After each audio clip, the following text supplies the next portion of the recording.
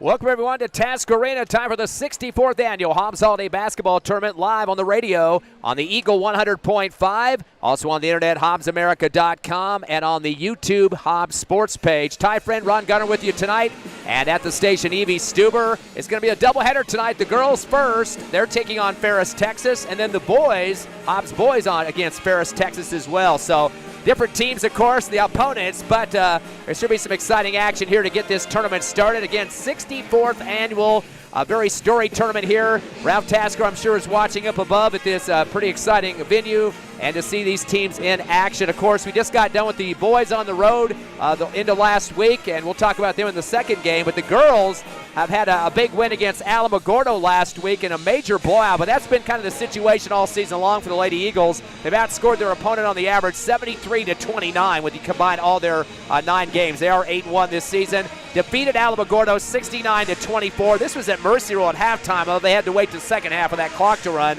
Right. But completely taking care of business. They were up 51-14 at the half. Yeah, and with the Lady Eagles, there is no doubt about it. They come in here, they want to take the ball over. They want to, of course, take over the tempo as well, and they always do that. This is actually the 6th annual for the girls. You know, it's amazing that after 6 years, you can't even imagine there being a Hobbs Holiday Tournament without the girls. I know there was for many years, 58 years to be exact, but, you know, we come in here, we see both the girls and the boys play. They have great teams on both sides, and this should be a great one. They're facing a team they've never faced before, Ferris, who has got a 9-9 record. They've got double the games, but for some reason, Hobbs has double the experience. You know, you can point to any one of the starters or the bench on the Hobbs Eagles, and you could say this girl is going to give her best, and you know she will. It's never a doubt, and that's the reason why Carpenter has such great success. He's getting closer and closer to that 200 wins for his career here at Hobbs. Well, last year, a great start for the Lady Eagles in their first and second round games here at the big-time tournament. Completely annihilated Parkland out of El Paso in the game one, 71-3. 3 points for your opponent. That's pretty earth-shattering. And then they defeated Oregon Mountain in game 2, 59-30. So in just the 2 games to start the tournament last year, 130 points compared to 33 for their opponents. Unbelievable numbers. But they hit a buzzsaw in the championship game. The Laredo, Texas team, United High School, losing to them by 7, 68-61. But the disclaimer there is that team was 31-6 last year overall. They went into 3 rounds of the playoffs, were averaging 72 points a game and barely giving up 49. So very, very tough team that beat the Lady Eagles here. And a couple years prior to that, Hobbs lost to Farmington in the championship as well. But again, they're might get a chance to play them later on because Farmington is back at this tournament. But Laredo, very tough team. They're not back here at the tournament this year. But the Lady Eagles should have a pretty good time here in this first game. But Coach wants to concentrate on getting the turnovers down a little bit. They're a little bit above in the teens in that number situation. But as you mentioned before, Ron, there's so many players on this squad that can continue to light it up for you. I know one girl that's really come on the last couple of weeks, Brett Clay. She's our leading scorer right now for Hobbs, 13.8 points a contest. Leads in rebounds at 6.3 a game, and also second with assists with 3. So she's the real deal across the board, and she's one of the kind of girls that goes after the basketball wherever it is. I remember she was the MVP in Santa Fe, and she definitely did earn that one as well. So yeah, you're right about the fact that they've got they've got 5 great starters that always go for the ball. They always make sure that they play 110%, and the bench, 109%, but they always are there as well. You never know. When Coach Carpenter does his turnouts, when he changes 5 players, you never can see the difference. It's always consistent, and you know that's what he got. He has to like that, and he really has to like the fact that none of his players are seniors. He's got more ahead than most teams do. Most teams have a couple of seniors that are going to lose the next year, so they know that their quality is going to dip this year, next year, and even those to follow. Joe Carpenter always knows that he's got the best quality out there, and he can continue running and gunning as much as he wants. And a handful of players in double figures this season, too. He mentioned Brett Clay's 13.8, but Nakia Mojica, who's a very tough defensive player as well, she's got 11 points a game. Number 1 in assists on the team at 3.9, close to 4, and also number 1 in steals to back up the defensive claim, 3.2 a contest. She's going to come at you on the perimeter at the half-court line and challenge that basketball. So it's kind of like a mosquito that you have to keep swatting at there if you're the other team. Another player averaging 11 points a game, Brent Hargrove. She's a streaky outside shooter, one of their top three-point shooters, shooting 40% from three-point range this season. Number 2 in steals. There again, another defensive help, 2.8 a contest. About the same numbers for rebounds and assists, too, 2.4 a game and 2.6 assists. So lots of good stats there for Brent Hargrove. Of course, Kendall Cunningham, their big post player, not the tallest girl on any team, but she is one that's going to be very physical underneath. She's up over 10 points now, 10.3 a contest. Almost a perfect free throw shooter, too, at 88% this season. She's second on the team on rebounds at 5.6, so you definitely want to have some help with Cunningham in that game to help you underneath. So those are some of the players that are averaging in double figures. You got other kids that step up. Eliana Armitage, of course, coming off the bench, 7.1 points a game, getting close to 2 steals and 3 rebounds a contest. Definitely a good help. Jayla David, 8.3 points a contest, number 3 in rebounds at 5.3. Kind of a tall and lanky player, and she's just been to jump off the floor as much as she can to help you get some rebounds. And a bunch of other girls coming off the bench, as you mentioned before, but this team is ready to go. They're averaging 17 steals a contest, Ron. I can believe that. I mean, you know, you look out there and you see, if you watch the team long enough, you'll realize that they always seem to have the ball in the first half of the first 2 quarters. They always are tenacious. They kind of slow up a little bit as far as the pressure. After that, they don't need to, press it all the ways. They can always just kind of coast on their big lead. Usually by that time, they usually have it in the 35 up, so it's into mercy rule, and the clock is already running. So, yeah, Coach always has said that points, they're nice, but it doesn't matter as much to him. It's more performance, and, of course, the big win. As long as they get 2 more than the other team, they're doing great. And if you look at the numbers against Alamogordo last week, of course, Hobbs winning that by 45 points. It was mercy rule at halftime. You had 3 players in double figures. Brett Clay, 20 points, 6 rebounds. Cunningham, 15 points, 5 rebounds. And Jayla David with 13. So right there you have 48 of the 69 points with those top 3 scores. Hobbs had 15 steals, almost their average against Alamogordo, 15-2 difference on that one. And just things going very well for the Lady Eagles in that win. Of course, that was a game cut short due to the mercy rule, so all your stats aren't going to be as beefed up as you normally would see. Now, the team that they're playing tonight, Ferris, you mentioned earlier, 9-9 record. They've already got 3 district games under their belt, 1 and 2 so far. They're averaging 43 points in this season. That's 30 points less than the Hobbs Lady Eagles offensively, so there's a big difference there. And they're giving up 51 points. So Hobbs is going to have a feast if they play the right type of basketball. Breck Dormady is their top scorer, averaging 12.5 points a game, 8 rebounds, so getting close to a double-double, and almost 3 assists a contest as well, so she will dish it off when need be. Carly Quiros, a junior, is averaging 9.5 points a game, 9.5 rebounds, so she's close to a double-double. 4.5 steals. Hobbs is going to have to watch her on the defense. She likes to get in the passing lane and tip balls away when they're pressuring up, and also close to 3 assists a contest. Those are their top 2 scorers, Dormady and Quiros. There's another sister Dormady, McKenna Dormady, who's averaging 6 points and 5 rebounds a game. Brooke Pearson averaging 7 a game, and Ariana Carey at 5.5 a game. Now, this team has been loaded up with a lot of games already. The Maybach tournament, they went 2-2. They also went to another tournament where they went 2-2. So right there, a 500 record against quite a few opponents. And they're averaging 4 games in those tournaments each, so they're very tested. Their district, they're 1-2. They lost to Kinnendale and Alvarado, some of their district foes. In one of those games against, looks like Waxahachie, which was their 3rd district game, Brooke Pearson, that's their recent game, December 19th. She scored 15 points and also had 3 steals in that contest, and she's the one that likes to get in the passing lane. She's not their top scorer, but she had a big one just a few nights ago. Lost to Alvarado by 20, 49-29 in that one. Nobody in double digits in that game. Breck Dormady did finish with 9 points, and Carly Quiros with 7. And finally, they also lost to Kinnendale 63-53. Breck Dormady 16 points and 12 rebounds, a double-double. Carly Quiros 12 points and 11 rebounds, also a double-double. And then McKenna Dormady had 9 points and 4 rebounds. So very good scoring in that game, although they did lose by 10 in that one. We should mention, though, 3-point shooting is not one of their fortes.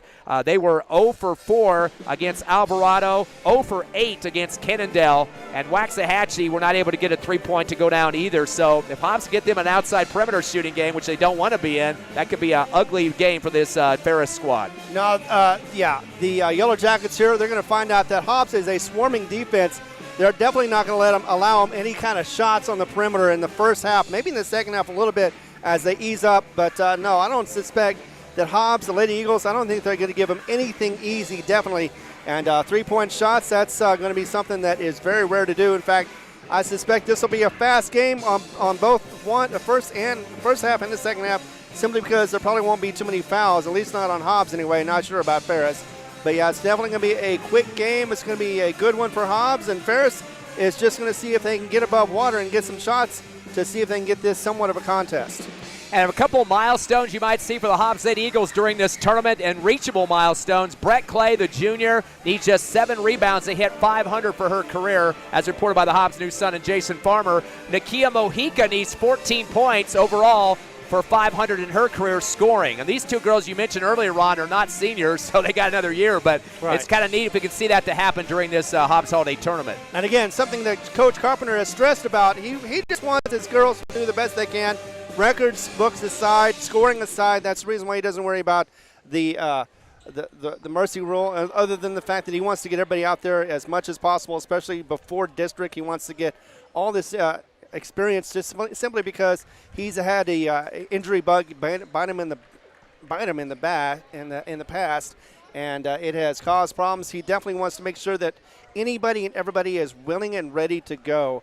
And I think that's one of his very good successes during his career. Let's get the starting lineups before we take a national anthem break for the Ferris, Texas Yellow Jackets. We've got McKenna Dormandy, Ariana Carey, Brooke Pearson, Breck Dormandy. So we got the 2 Dormandy sisters on the court, and Carly Quiros. Those are your 5 starters for the Lady Yellow Jackets. And for your Hobbs Lady Eagles, the starters were the same last year at the Hobbs Holiday Tournament. Brett Clay, Nakia Mojica, Bryn Hargrove, Kendall Cunningham, and Jayla David. We're going to take a 2-minute break and get ready for the first game of the Hobbs Holiday Tournament as the Hobbs Lady Eagles take on Ferris, Texas. Come back with us in 2 minutes on the Hobbs Lady Eagles Network.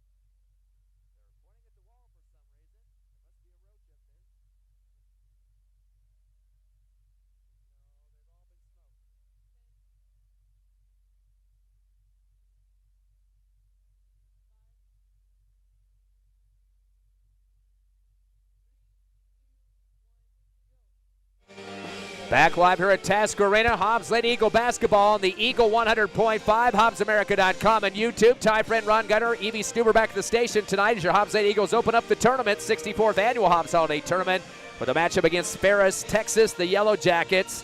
First time these two teams have met this season. This Ferris team did not play, at least on the girls' side last year. The boys were here, and Hobbs will be playing them later tonight. So we'll talk about that maybe during halftime of this game. But right now it's going to be a 8-1 Hobbs Lady Eagles team against a 9-9 Yellow Jackets team. I don't think records really matter because these teams don't play the same opponents. Right. Texas is more. This town is about 20 miles south of Dallas, so it's kind of in the vicinity of the Big D over there. But again, there's not a lot of common opponents at all at this point. No, there isn't, and that's one of the fun things about it is we get to see both sides, get to see teams that they've never experienced before, so they get to react to different strategies, different types of play, and can see, and they can use that to move forward as far as their own play to get better and better with their own team. And it looks like there's already a victory for El Dorado in the earlier game today as they defeated Piedra Vista, New Mexico team, 43-32. That's El Paso El Dorado. So the winner of this game will play El Dorado. The loser will play Piedra Vista. So that's the matchup for tomorrow. And, of course, some other great teams at this tournament. An undefeated Farmington team, which is going to be a force to be reckoned with, Ron. Exactly, they are. And, watch Piedra Vista at the El Dorado game. That was slow going, so we know that either team, since we're going to be facing El Dorado, will be different for Hobbs, but it won't be by much because if Hobbs can dictate the tempo like they always do, it should be another easy victory. But first we got to get through Ferris. Other teams that are at the tournament this year for the girls, Volcano Vista, Centennial, which is a team the Lady Eagles beat a few weeks ago. Farmington, I mentioned, 7-0, and Ironwood, Arizona, 8-5. So they're a 5A team out of next door. There's a couple of Texas teams in the mix, Ferris and El Dorado, as we mentioned, and then several New Mexico, and then the Ironwood, Arizona squad in the mix as well. So I think you got some potential big matchups. Farmington, of course, 2 years ago won the championship game right here at the Hobbs Holiday Tournament. There's a whole slew of players returning this year from that team. And that's probably the reason why they blew out Ironwood Ridge 67-15 earlier this morning. Meanwhile, the afternoon game, it was Volcano Vista slipping past Centennial by 20. Final score was 56-36. Volcano Vista pretty much ruled it from beginning to end. And we should mention, too, Volcano Vista boys are here at the tournament. They're #1 in the state, so that's a potential championship game for Hobbs if they can get through 2 rounds early. Yeah, and Volcano Vista beat Hershey 61-34. It was a little closer than I thought it would be, but still, Volcano Vista advances. They're going to be playing Cleveland because Cleveland beat Artesia. Wasn't even close. It was 79-52. So we're ready for tip-off here. The Hobbs Lady Eagles wearing their white uniforms, black numbers with gold trim. The same starting lineup which we saw last year at the tournament with Clay, Mojica, Hargrove, Cunningham, and David. And it looks like Ferris still in their huddle on the baseline. They're wearing the black uniforms, white numbers, and orange trim. Yellow Jackets, not really yellow, I can notice on the uniforms right now. Right. And the Hobbs Lady Eagles, the black and gold. So we're ready for some action as both teams are coming out to the court. Hobbs already waiting for their opponents. Again, Ferris, Texas, first time at the tournament, 9-9 record here this season, and 1-2 in district. The jumper for Ferris will be number 23, Breck Dormady, one of their seniors. There are 2 sisters on the squad. She's one of them. McKenna Dormady's the other. Both seniors. Tip into the backcourt to Hobbs. No, picked up by Ferris. They're at the timeline and getting across to start off offensively. Pass up top to Quiros. Drives the lane with the runner. Shot is blocked high in the air. Tipped off the hands of Jayla David and pulled down for the Lady Eagles by Cunningham. Throws it across the court, down the lane, laying up with the lefty and the score. Jayla David. Talk about transition, Ron. Exactly, and we knew that they would come out strong and fast. Interception at the timeline for David. Goes back door. The layup for Mojica. Actually, that was Hargrove. Already a turnover for Ferris. Hobbs up early, 4-0. Not a good sign for the Yellow Jackets. A ricochet pass in the backcourt. Taken away from the Lady Eagles by David. Goes back door. Shot on the way. Half cocked by Brett Clay over the right side of the rim.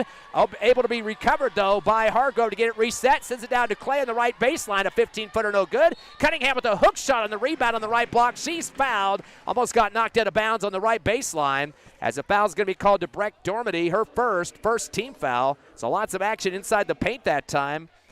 As Cunningham will get 2 free throws on this one to start this ball game. Hobbs up 4-0 early due to the full court pressure.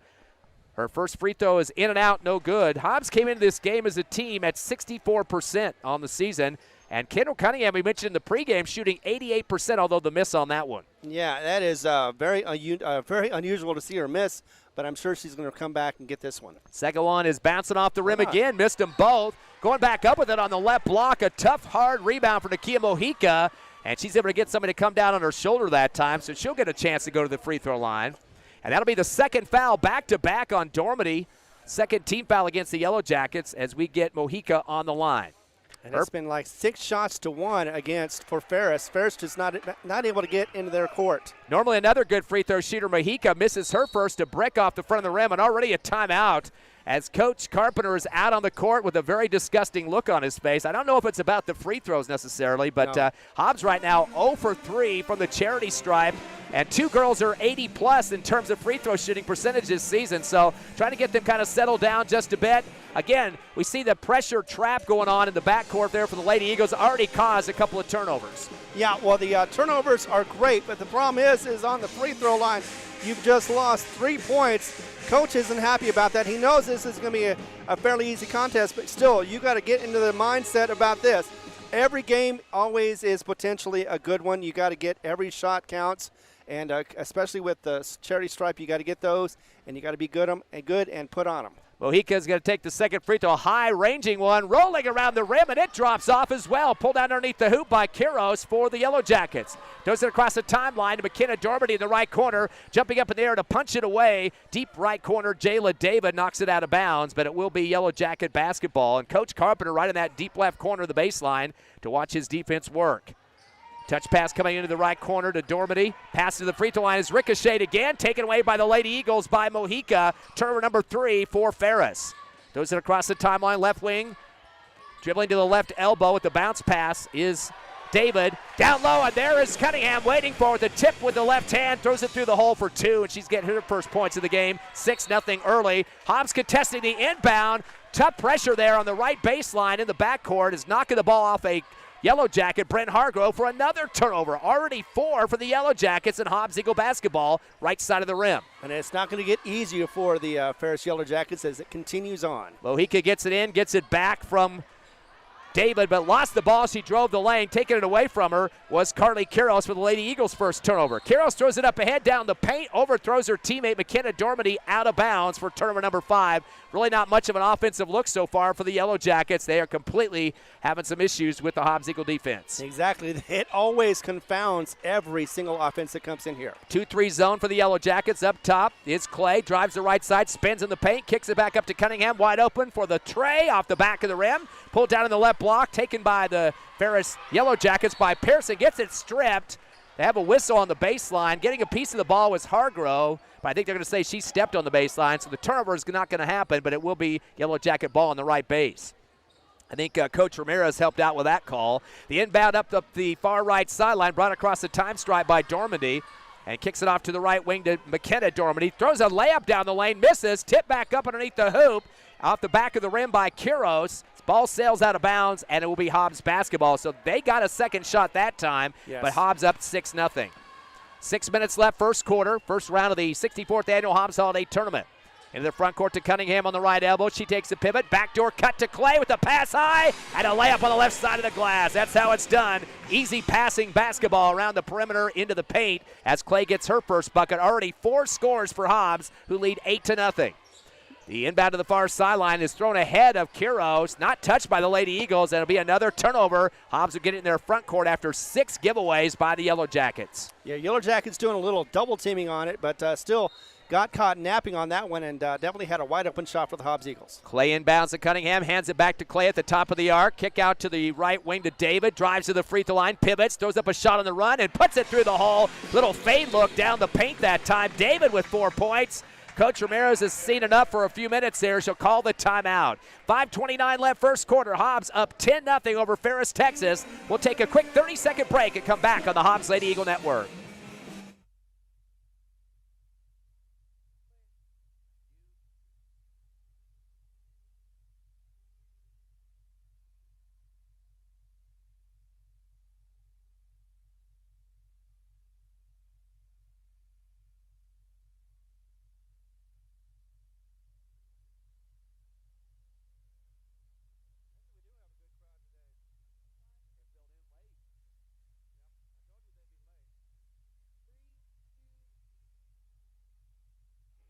back live here at Task Arena, 64th Annual Hobbs Holiday Basketball Tournament. Your Hobbs Lady Eagles leading in the first round, 10-0 over Ferris, Texas. The 2-2-1 half-court press is working hard. The ball gets ricocheted at half-court, picked up and dribbled into the front side by Quiros. Gets it down to the right baseline, driving with a double clutch. A foul from behind is going up strong with it was Pearson.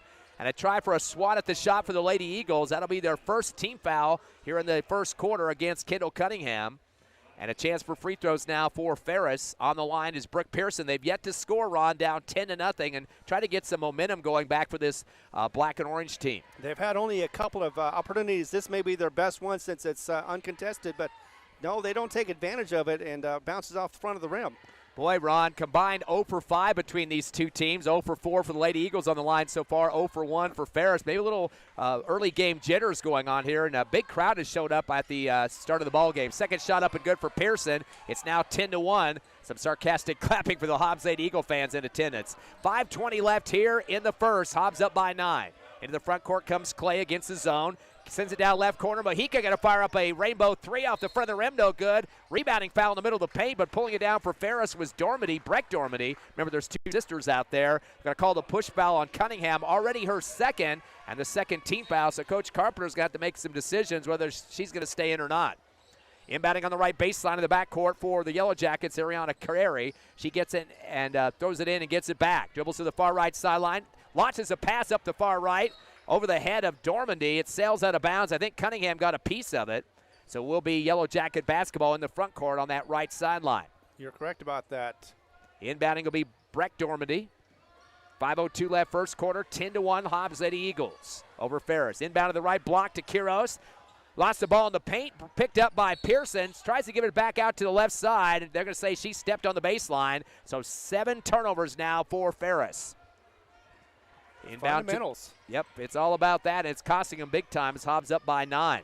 Coming across the timeline is Clay. Unloads to the right wing to Mojica. Back to Clay at the free throw line. Up top to Hargrove. Give and go as she hands it off with a little pass to Clay on the right wing. Kick it back left side to Mojica for 3. And right through the net goes Nakia Mojica for the first tray of the ball game. And that is the 4th score for the Lady Eagles. A steal. There's Brett Clay over the front of the rim with the finger roll after taking the ball away. Clay with 4 points, 8 turnovers. Another steal. This time it's Mojica. The bleeding is starting for the Yellow Jackets. Mojica with 5 points, 9 Yellow Jacket turnovers. Another steal by Mojica. And put it down the lane to Hargrove. Puts a tip shot over the front of the rim. Can't get it to drop it. It goes out of bounds. 10 turnovers already here in the first quarter. One after the other. The dominoes are falling. Exactly, and it's just it's not even halfway through the first quarter yet. And Ferris has no answers for this Hobbs Eagles team, and kind of expected. Inbound to the far right sideline to Dormady. Gets a little bit of breathing room. Picks up a double team. Gets through it on the crossover. Flips it up top to Dormady in the front court. Over to the right wing to Carey. Carey lost the ball momentarily, gets it back. Cross court left, a high pass is deflected to Pearson. Goes out on the near sideline. I'm going to say last touch by the Lady Eagles by David. Every pass is contested in that perimeter half-court game right now. Exactly. Hobbs Eagles, they're tenacious on the D as always, and this time there's no exception.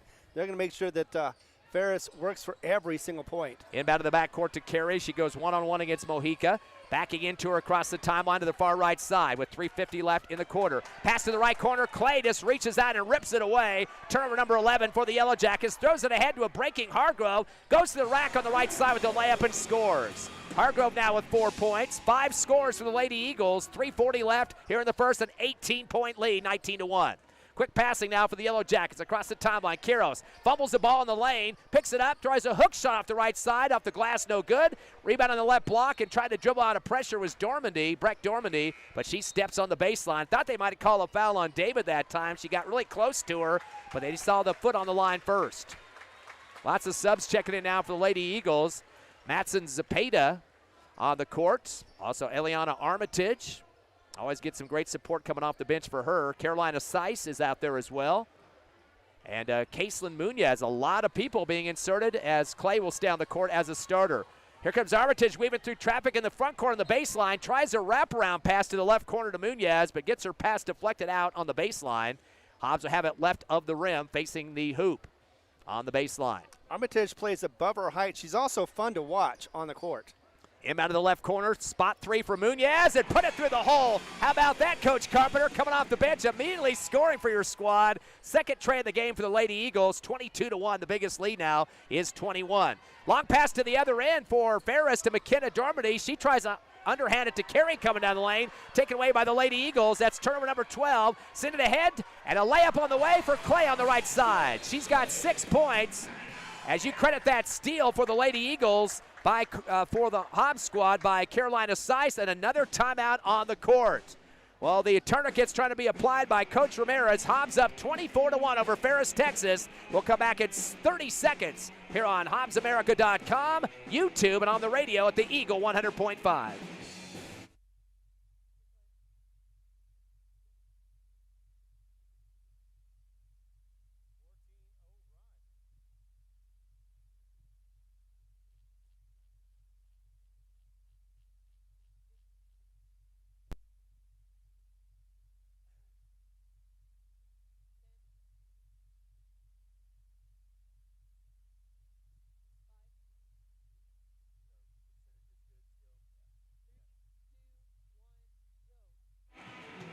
First round of the Hobbs Holiday Tournament, the 64th annual. Hobbs up big 24-1 over Ferris, Texas. And boy, the Lady Eagles went on a big run there for a quick amount of time. Exactly. Started a 10-0 run. Now they're on a 14-0 run after Ferris had that first free throw go in for their 1 point on the board. Seems like every pass has a Hobbs Lady Eagle hand on it defensively, and really hard for them to break the trap, 2-2-1 trap we've seen so far in the half court that Coach Carpenter's applied against this Texas squad. Again, it's on there again in the half court trap. As the ball comes in with Carey dribbling to the left, double team against her by Armitage. Also by Zapata, who just checked in. They get it to the timeline and try to bounce it across from the far right side from Quiros down to Dormady, but it sails out to the baseline, and that is 13 turnovers. That's kind of an unforced error, though. Now they're getting so far ahead of themselves. When they do have somebody open, they just kind of short shot it or throw it way over the top of the head there. Exactly. They're seeing things that just aren't happening. Armitage gets the ball in the left corner baseline, goes up high with the hook, miss, put back up by Clay on the right block. The cleanup artist gets it through for 2. Clay has 8 points and a rebound now. It's 26-1. Steal by Armitage in the paint in the backcourt. Gets knocked to the floor and picked up in the left corner by Munoz. She backs up and throws up a 3, and there's another one she scored coming off the bench. Munoz with 6 points on 2 trays, thanks to that great steal by Armitage for the 14th Yellow Jacket turnover. Armitage gets another steal on the right block. A scoop shot on the right side on the glass is fouled. Ball comes off the iron, but a chance for some free throws on this one. Only so far 5 total team on both sides. So I knew there wouldn't be a whole lot of fouling simply because Hobbs is going to be dictating the pace, and there is no way that Ferris can keep up with the pace that Hobbs is dictating. Armitage came in averaging 1.7 steals a game. She's already got 2 of them so far here in the first quarter alone, averaging 7.1 points a contest. Makes her first free throw. So Armitage now getting one more opportunity here on the line. She's got 1 point. I'll make it 2. She makes them both. Hobbs starting to get themselves back in some free throw mode here as they are 2 for 6 from the charity stripe. And it looks like it's going to be Ferris to get a sub in the ball game. Is checking onto the court for the Yellow Jackets is Ariana Harrison, seeing her first action. She is a 5'6" junior. 2-2-1 trap once again for the Hobbs Lady Eagles. The ball comes in far right side to Dormady Breck. Back deep and then zigzagging after catching the ball. Now in the front court. Nice job of dribbling that time for Pearson. Sends it to the free throw line to Dormady. Back door and a layup with 2 hands high off the glass. Coming off the bench for 2 early. Ariana Harrison scoring. She needs to stay in the game, it looks like. 31-3. Hobbs with a 28-point lead. At the other end, a fake tray on the left side by Munoz. Throws it up top and gets it back from Hargrove. 3 this time off the back of the rim. She made 2 before that. Rebound on the zigzag dribble now for Quiros, her 3rd. Bounce pass to the right wing to Dormady, drives the rack, double clutch, rejected. Staying flat on the floor, but putting her hands up and pushing the ball out of bounds was David. Great job of keeping her defensive position. Exactly, and you know, Hobbs can do that too. They can adjust real quickly, be able to get underneath the ball and make their presence known. The inbound coming in now, back deep, and it's stolen away for the Lady Eagles, and that's in the hands of Zapata, turnover number 17. She tries to go to the rack left side, lost the ball, taken away in the lane now for the Yellow Jackets. That was the 2nd turnover. A pass down the lane coming in from Harrison went back door to Pearson, and they call the push foul in the back on the Lady Eagles. Didn't get back quick enough that time. The foul's going to be charged to Seiss, her first, 3rd team foul against Hobbs. But a 28-point lead with 1:17 left here in the first. 31-3 your score. The underhand throw-in is rejected as knocking it back to the baseline is Munoz. As kind of a weak throw-in there by Ariana Harrison. She'll get it back on the right baseline underneath their hoop. Has a lady open on the right elbow for a shot. An air ball put up by Pearson and pulled down for the Lady Eagles. Armitage in transition. She pulled the rebound down, went to the rack, double clutch right side, no good. And it looks like it's tipped out. Oh, it looked like it was tipped out by Ferris, but the one official on the near sideline overrides it, and it will be Ferris basketball. So Hobbs going to go back to that half-court defense, or make it the full-court trap defense against Ferris. Couple of passes, this one going up the far sideline, but overthrowing Breck Dormady out of bounds. It will be another turnover, and that's number 18. Looked like it was a possibility for Ferris to be able to get a score off of that one, but yeah, you're right. The ball went right past her and out of bounds. Yeah, they've had several unforced errors in this first quarter, just kind of getting rattled by the Hobbs Eagle pressure. And it looks like a sub's going to check in for Hobbs, seeing her first action. Katie Godwin now, one of the post players for Hobbs at 6 foot, a sophomore, a couple more seasons for her. Ball to the top of the arc to Seiss. They're going to say she took a quick step before the dribble and called the travel on that one. Just a second turnover for the Lady Eagles, but still up by 28. And 55 seconds left in the first quarter. Heck, this thing could go to mercy roll in the second quarter, although they won't run the clock on that until second half. Exactly. And they've been holding their opponents to under single digits in almost every quarter. Coming across the timeline after the inbound is Pearson. Tries to flick it over the right side. Saved. Brought down to the court by Dormady. Almost lost the ball and got shoved in the back, so they call the foul on the Lady Eagles. That will be their fourth team foul, as that will be charged to Caselyn Munoz, her first. And it'll be Ferris basketball on the far right sideline. Getting the ball in is Dormady, sends it back to the time stripe. Actually in the backcourt, Pearson tries to save it and does so into the front court to Dormady on the right wing. Sails it down right base to McKenna Dormady. Back to her sister, Breck Dormady, double clutch over the front iron. She gets hit in the neck or face and it goes flat to the floor. Ball came off the iron, but that's going to give some free throws to Dormady. Also a double bonus the rest of the quarter for the Yellow Jackets. That will be the 15th foul on Hobbs as they charge the foul to Katie Godwin. And so Dormady will shoot free throws. The team is 1 for 2 from the stripe.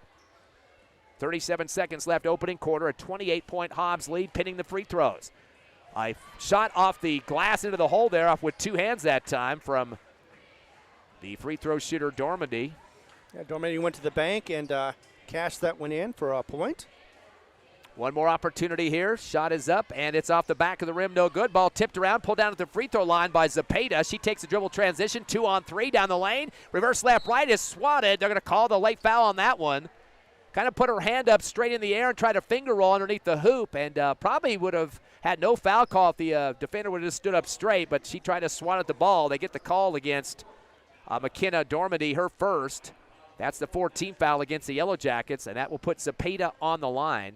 Yeah, Zepeda went coast to coast, almost did a nice nifty move, went from right or left to right, was able to get under the basket, but was just not able to get that. And of course, you got the call and misses the first free throw. Yeah, ball rolls off the rim there, so she's 0 for 1 on the line. Lady Eagles are 2 for 7 from the charity stripe, so some problems there at this point. Came into the contest shooting 64%. And a sub also comes onto the court for the Lady Eagles. Double check to see who that was. I just missed who came on the court there. Second shot is up off the back of the rim for Zepeda. Pulled down in the left. Yeah, pulled on the block by Ariana Carey. The rebound. Tries to dribble out of the double team pressure on the baseline. The ball gets kicked out. They're going to say out the Hobbs Lady Eagles. Yeah, that's Kylie Kano on the court, the sophomore shooting guard. Pass inside or far right sideline. Stripped away by Armitage. She'll take it to the rack uncontested with a lefty scoop shot and scores. So Armitage now with 4 points. That's the 19th turnover for the Yellow Jackets. 12 seconds left in the first. 33-4 Hobbs. Going to the other end after a long pass. Dormady gets blocked. Tipped back up and in over the front of the rim by Quiros. Her first bucket and fourth rebound. 33-6. Here comes Armitage with 1 second. Shot at the buzzer from 3 on the right side off the back of the rim. No good. At the end of one quarter play here at the 64th annual Hobbs Holiday Tournament, it's the Lady Eagles 33, Ferris, Texas 6. We'll be back in 60 seconds on the Hobbs Lady Eagle Network.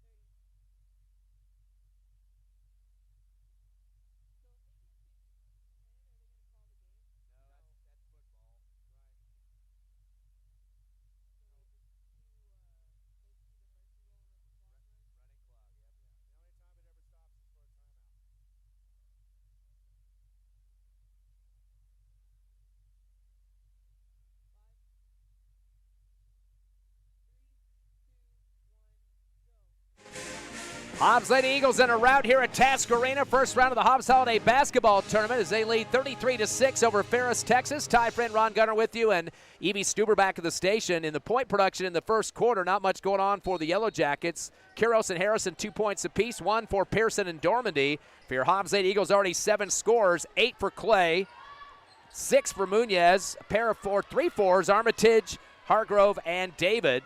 And 2 for Cunningham. Shot from 18 feet left side, no good by Mojica, and a backdoor tip-in on the right baseline up to the glass is Bryn Hargrove. She's got 6 points and 2 rebounds now. 35-6, a 29-point lead. Long bounce pass up the left sideline to Pearson. Tries to save it, taken away by Clay. That's turnover number 20 for the Yellow Jackets. Throws it ahead to Hargrove. 3-on-1, drives right block, throws up a shot sidewinder, threw her body into the defender, got the foul call. Ball came over the left rim, but she'll get a chance for some free throws here. And the way to use her body to make sure that defender was still moving so she can get the contact. Yeah, she had a great layup going, and as you're right, she straight-armed her a little bit and got her in, was able to get that shot, but couldn't make it. Eagles are 2 for 8 on the line, 25%, but she makes the first one there, now 3 of 9. Cunningham with 3 points. We mentioned coming into this game that shooting on the free throw line for the season at 88%. And at 10.3 points a contest, leading or second leading rebounder, 5.6 a game. Definitely a force to be reckoned with in the paint for the Lady Eagles. They lead by 30 now with 7:25 left here in the second. Second shot is up and good for Cunningham. She's got 4. Quick pass up the court. That's how the Yellow Jackets are trying to break the press. The ball gets knocked to the baseline, and then a save to the left side. Pearson saved it, but taken away for the Lady Eagles. That's Hargrove. Goes back door, and there is Cunningham right behind her on the top of the rim to push it through for 2. Cunningham now with 6 points. And that's the 21st turnover for the Yellow Jackets, 39-6. 1 bucket away from Mercy Roll. Shot on the way, the running shot from the right lane. Carroll's out the back of the rim. Rebound on the near sideline by Hargrove, her 3rd. She spins out of traffic into the front court, top of the arc. Over to right corner, Clay wide open for a tray off the back of the rim. Long rebound for the Yellow Jackets, Ariana Carey. Comes into the front court off the weave to the left side, near front court. Slows it down a bit, dumps it to the free throw line to Kuros. Turns and fires off the front of the rim, pulled down in the right block. Hold it for a second. Lost the ball, though, Harrison, and Clay rips it out of her hands. Another turnover, number 22. Clay getting through 2 defenders down in the front court, down the lane, going coast to coast, lefty layup, reverse off the left side, and scores. Brett Clay, double digits now with 10, and that seems to be what she loves to do. Take some defense, make it into offense. Clay averaging 13.8 points a game, already has 10 here early in the second. As you mentioned in the first, Hobbs already has 7 scores. Ferris barely has 6 points, so they're really getting outscored on this one. All because of the defense in that half-court trap. And there's a steal. Hargrove is going to send it down to Clay on the right block. Misses the shot, and a rebound pulled down by Carly Kuros, her 5th. And now it's going to be Yellow Jacket basketball. Into the front court, left wing. Stop-and-go dribble, trying to shot right into Cunningham's face that time for Carey. Cunningham comes down with it, goes the other end on the reverse layup right side and scores. 2 players going the distance. We saw Clay a few seconds ago, and now Cunningham. Cunningham with 3 rebounds and 8 points. And now they're going to call the reach foul on the pressure defense as they'll charge that one to the Lady Eagles. And that goes against Nakia Mojica, her first team foul. 43-6, a 37-point lead, which would be Mercy Roll in the second half. Steal by Clay. Turner number 23 kicks out right wing for 3 for Mojica and swishes it through. That's Mojica's 2nd tray of the ball game. And total of 4 trays for the Lady Eagles, who lead by 40. Another steal by Clay. Goes to the rack on the right side and lays it in for 2. Unbelievable. Clay is killing them. 12 points there for Brett Clay, and Coach Ramirez wants to see what to do about it, calls a timeout. We'll take a quick 30-second break here. Hobbs Lady Eagles in a rout, 48-6 over Ferris, Texas. Back in 30 seconds on the Hobbs Lady Eagles Network.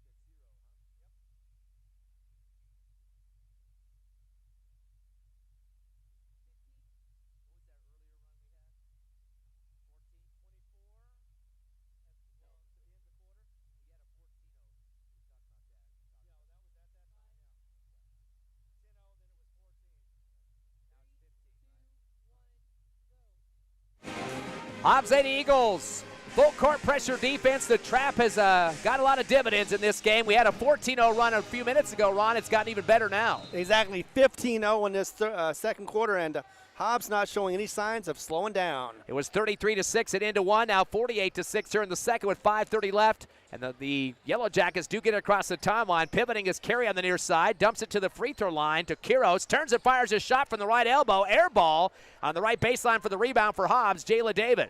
Sends it ahead down the lane to Clay, another layup, this time on the left side, puts it in for 2 off the glass. She's on a tear now with 6 points in the second, 14 overall for Clay, already passed her season average at 13-8. Stop and go dribble now as the Lady Eagles up by 44. Pass down left corner for the Yellow Jackets. Pearson tries to thread the needle in the lane, taken away by Cunningham. Turner number 25. She'll take it the distance to the right side of the rim and lays it in for 2. Cunningham with 8 points here in the second, 10 points overall. Lady Eagles have 2 in double digits, and we're not even halfway through the second quarter. 52-6, Hobbs leading over Ferris. Of course, last year, though, the Lady Eagles started off their first game 71-3 over El Paso Parkland. A floater shot down the lane is no good, and then a rebound, but Ariana Harrison, the original shot, point-blank range on the left side, and going up strong to try to put it back through for the Yellow Jackets was Breck Dormady. That's her 3rd rebound as they get the foul against Hobbs. Charged to Brett Clay, her first, second team foul. Dormady 1 for 2 on the line. They're 2 for 4 as a team, 50%, bouncing around the rim and good on the first one. Yep, hit the front and the back. So now Dormady ties up 2 other teammates with 2 points apiece. Dormady, Kiros, and Harrison right now. She's going to try to make it 3 and have the leading scorer roll, but still down by 45. Second shot, hard off the back of the rim, no good. Rebound on the right block for Jayla David, her second. Outlet to the far sideline to Hargrove. Stop and go down the lane. A runner shot. She gets bodied by the hip. Ball went straight up in the air. Nice block on the ball there that time, but they're going to get the body foul underneath. As that will go against the Ferris Yellow Jackets, and that will be charged to Ariana Carey, her first, second team foul.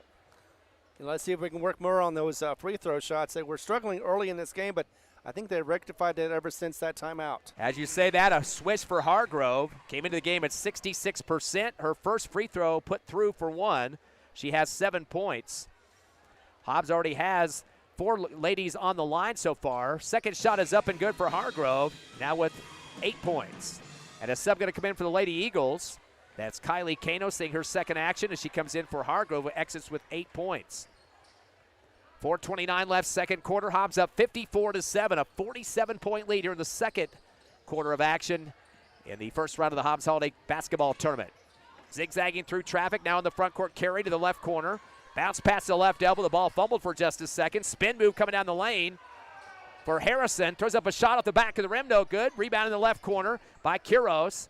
Dumps it in the paint, fade away for Carey off the back of the iron. There's a battle for the ball, rolls on the hardwood, picked up and shot on the left elbow. A hard one by Deshaun Rowd, who just checked in. No good on the second attempt there. 3 rebounds already for her. Picked up by the Yellow Jackets on the right block. Fade away, not put through by Dormady, and coming up with it, the Lady Eagles, Cunningham, and finds a breaker. Brett Clay at the other end, laying it up on the right side glass. Clay been getting away all over the place here in the second quarter. She's got 16 to lead both teams. 56-7, a 49-point lead with 3:35 left in the second. Hobbs will have the mercy roll in the second half. In the front court, top of the arc. Driving hard is Harrison.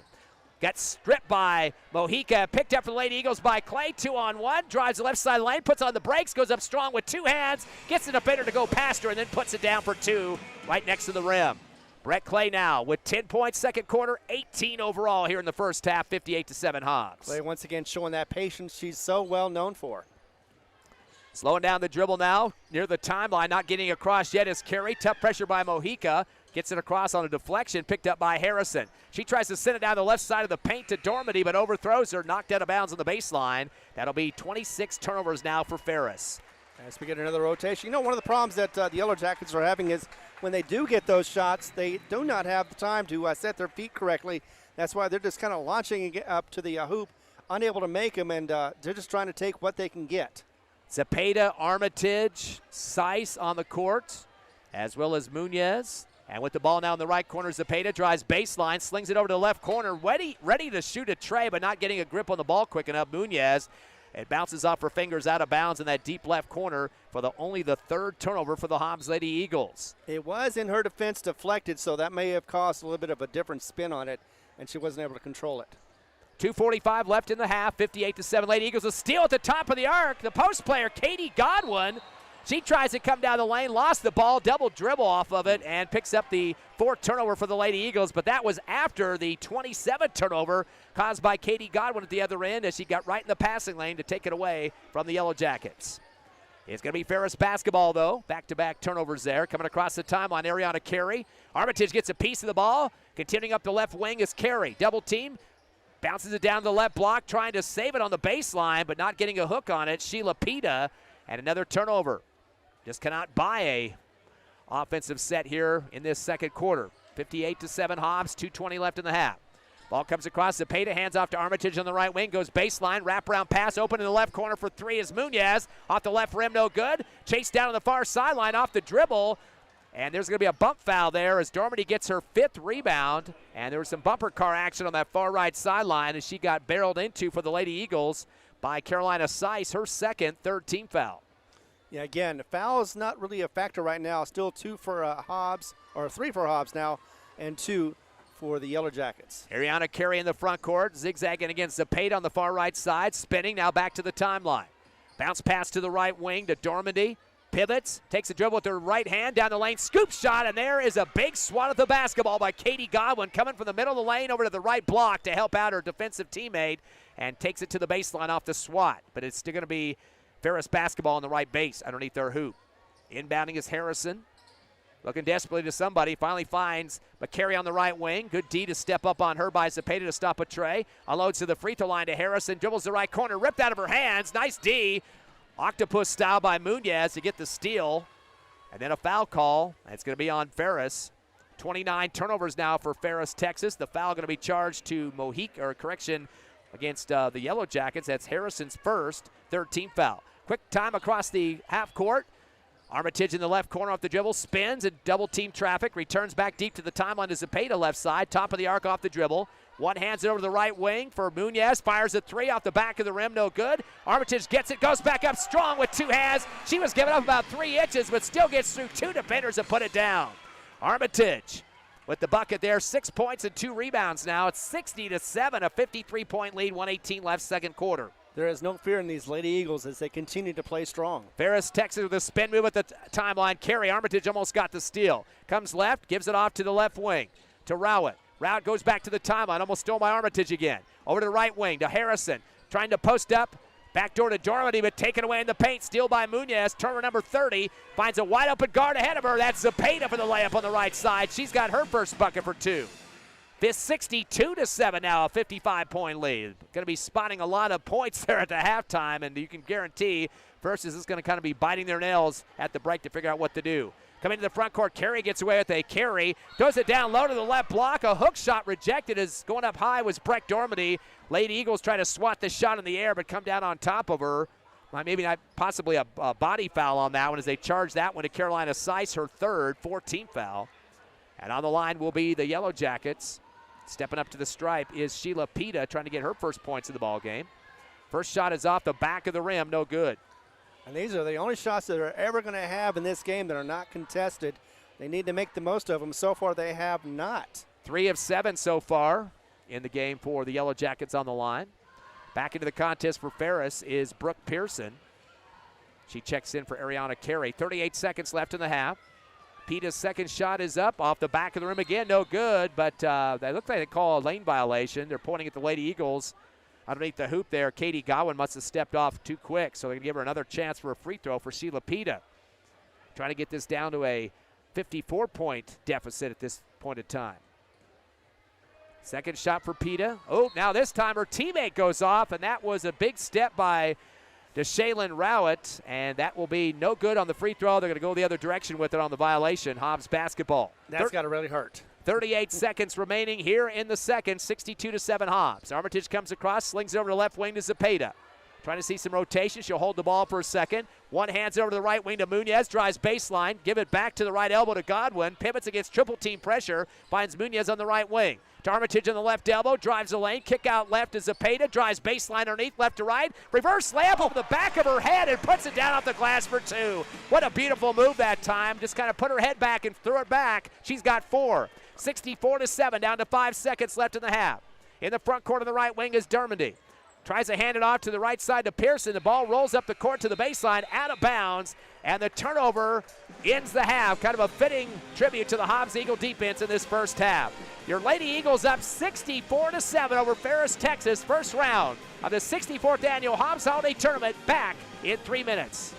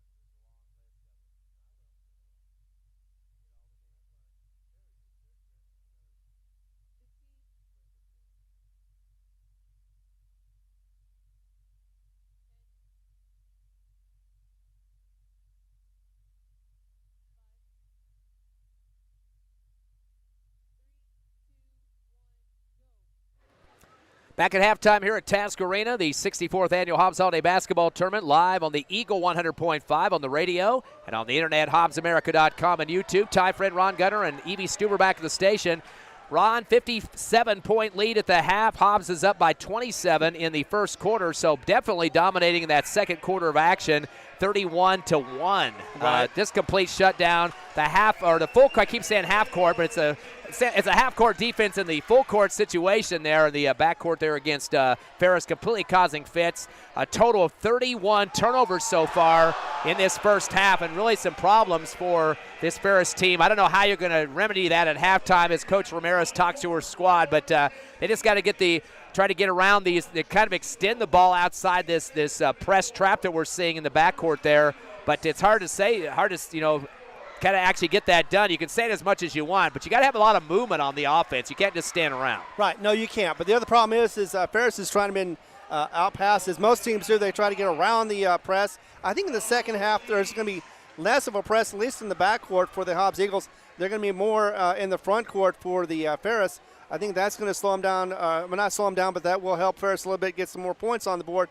However, they're in a deep, deep hole. There's no way they're going to be able to get out of this. Hobbs knows this. They're going to just be able to play with them pretty much as far as getting them how they want to get the momentum still as they have been from the start.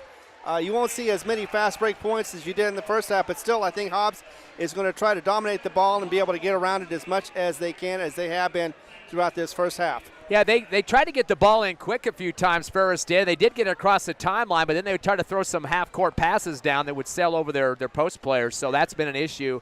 Kind of getting rattled so much that when they do finally break the press, then they have an issue with keeping it on the perimeter. So wait and see how Coach Ramirez tries to remedy that problem. Let's look at the numbers so far. Not much to talk about for the Yellow Jackets, who trail by 57 points. They got 3 players with 2 apiece. Breck Dormady getting all her points off the free throw line, 2 for 4. She also had 5 rebounds. Carly Quiros and Ariana Harrison both getting a bucket apiece for 2 points. Quiros also added 5 rebounds. 1 for 2 free throw shooting for Brooke Pearson. She finished up with 1, so only 3 scores in the first half.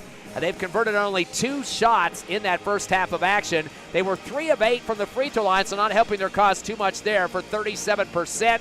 The biggest problem so far has been turnovers. They've had 31 in 2 quarters of action. They've had 17 rebounds, though, 3 more than Hobbs, 17-14. But we've talked about that stat in the past, even with the boys' team. Leading in rebounds doesn't mean much, because that might mean that you're making more shots, so you don't have to rebound as much. Exactly. Hobbs has been making more shots because, they've just been getting some easy layups. No contest on either side. But, yeah, it's definitely going to be one of those because we've seen the Yellow Jackets, they've been hitting a couple of, getting those rebounds simply because they've been missing 3, 4, 5 times. That doesn't add up to anything if you don't put any points on the board. On the other hand, Hobbs is just pretty much getting the ball when they can, where they can. They always do.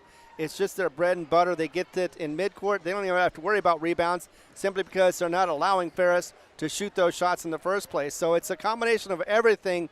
Rebounds are nice. They're nice in the stat book, but in the end, they don't add up for points, and that's what you're going for. You're going for points, and Ferris needs a bucket load right now. Hobbs got a couple of players in double figures in the first half. Brett Clay leading with 18 points. That's about 5+ than what she has on her average, so already doing a great job in the first half. She's added 1 rebound as well and had a total of 10 of those points in the second quarter. Kendall Cunningham, also the double-digit scorer with 10 points, went 2 for 4 from the charity stripe, and 8 of her points in the second quarter as well. So Clay and Cunningham really get things going in that second quarter. She is tied for first in rebounds with 4, along with Hargrove. And Bryn Hargrove does have 8 points. She's 2 for 2 from the line in those 4 rebounds. It was Nakia Mojica with a couple of trays, another bucket as well. She's got 8 points. Eliana Armitage has 6 points on 2 for 2 free throw shooting and 2 rebounds.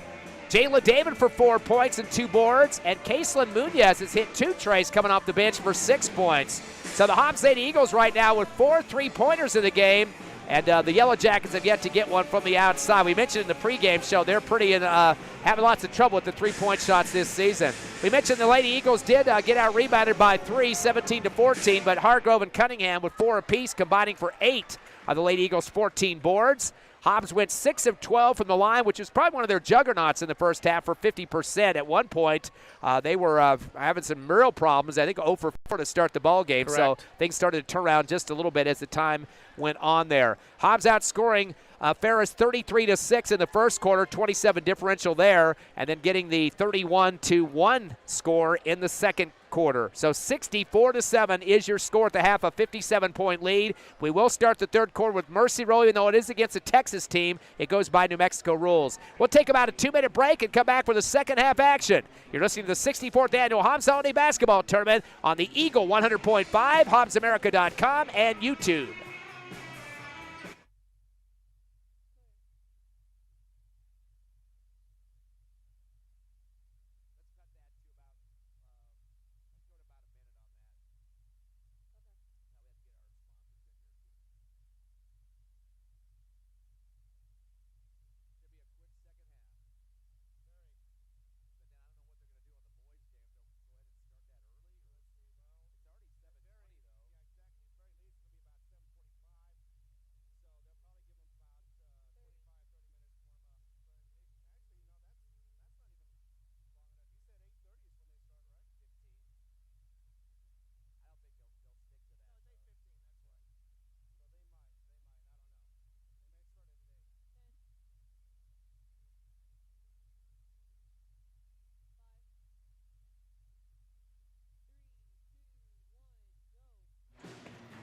64-7, your Hobbs Lady Eagles lead the first round of the Hobbs Holiday Tournament here at Tasker Arena over Ferris, Texas. And we'd like to thank our sponsors. We got a couple of games tonight. The Lady Eagles on right now, and of course the Hobbs boys later against Ferris, Texas.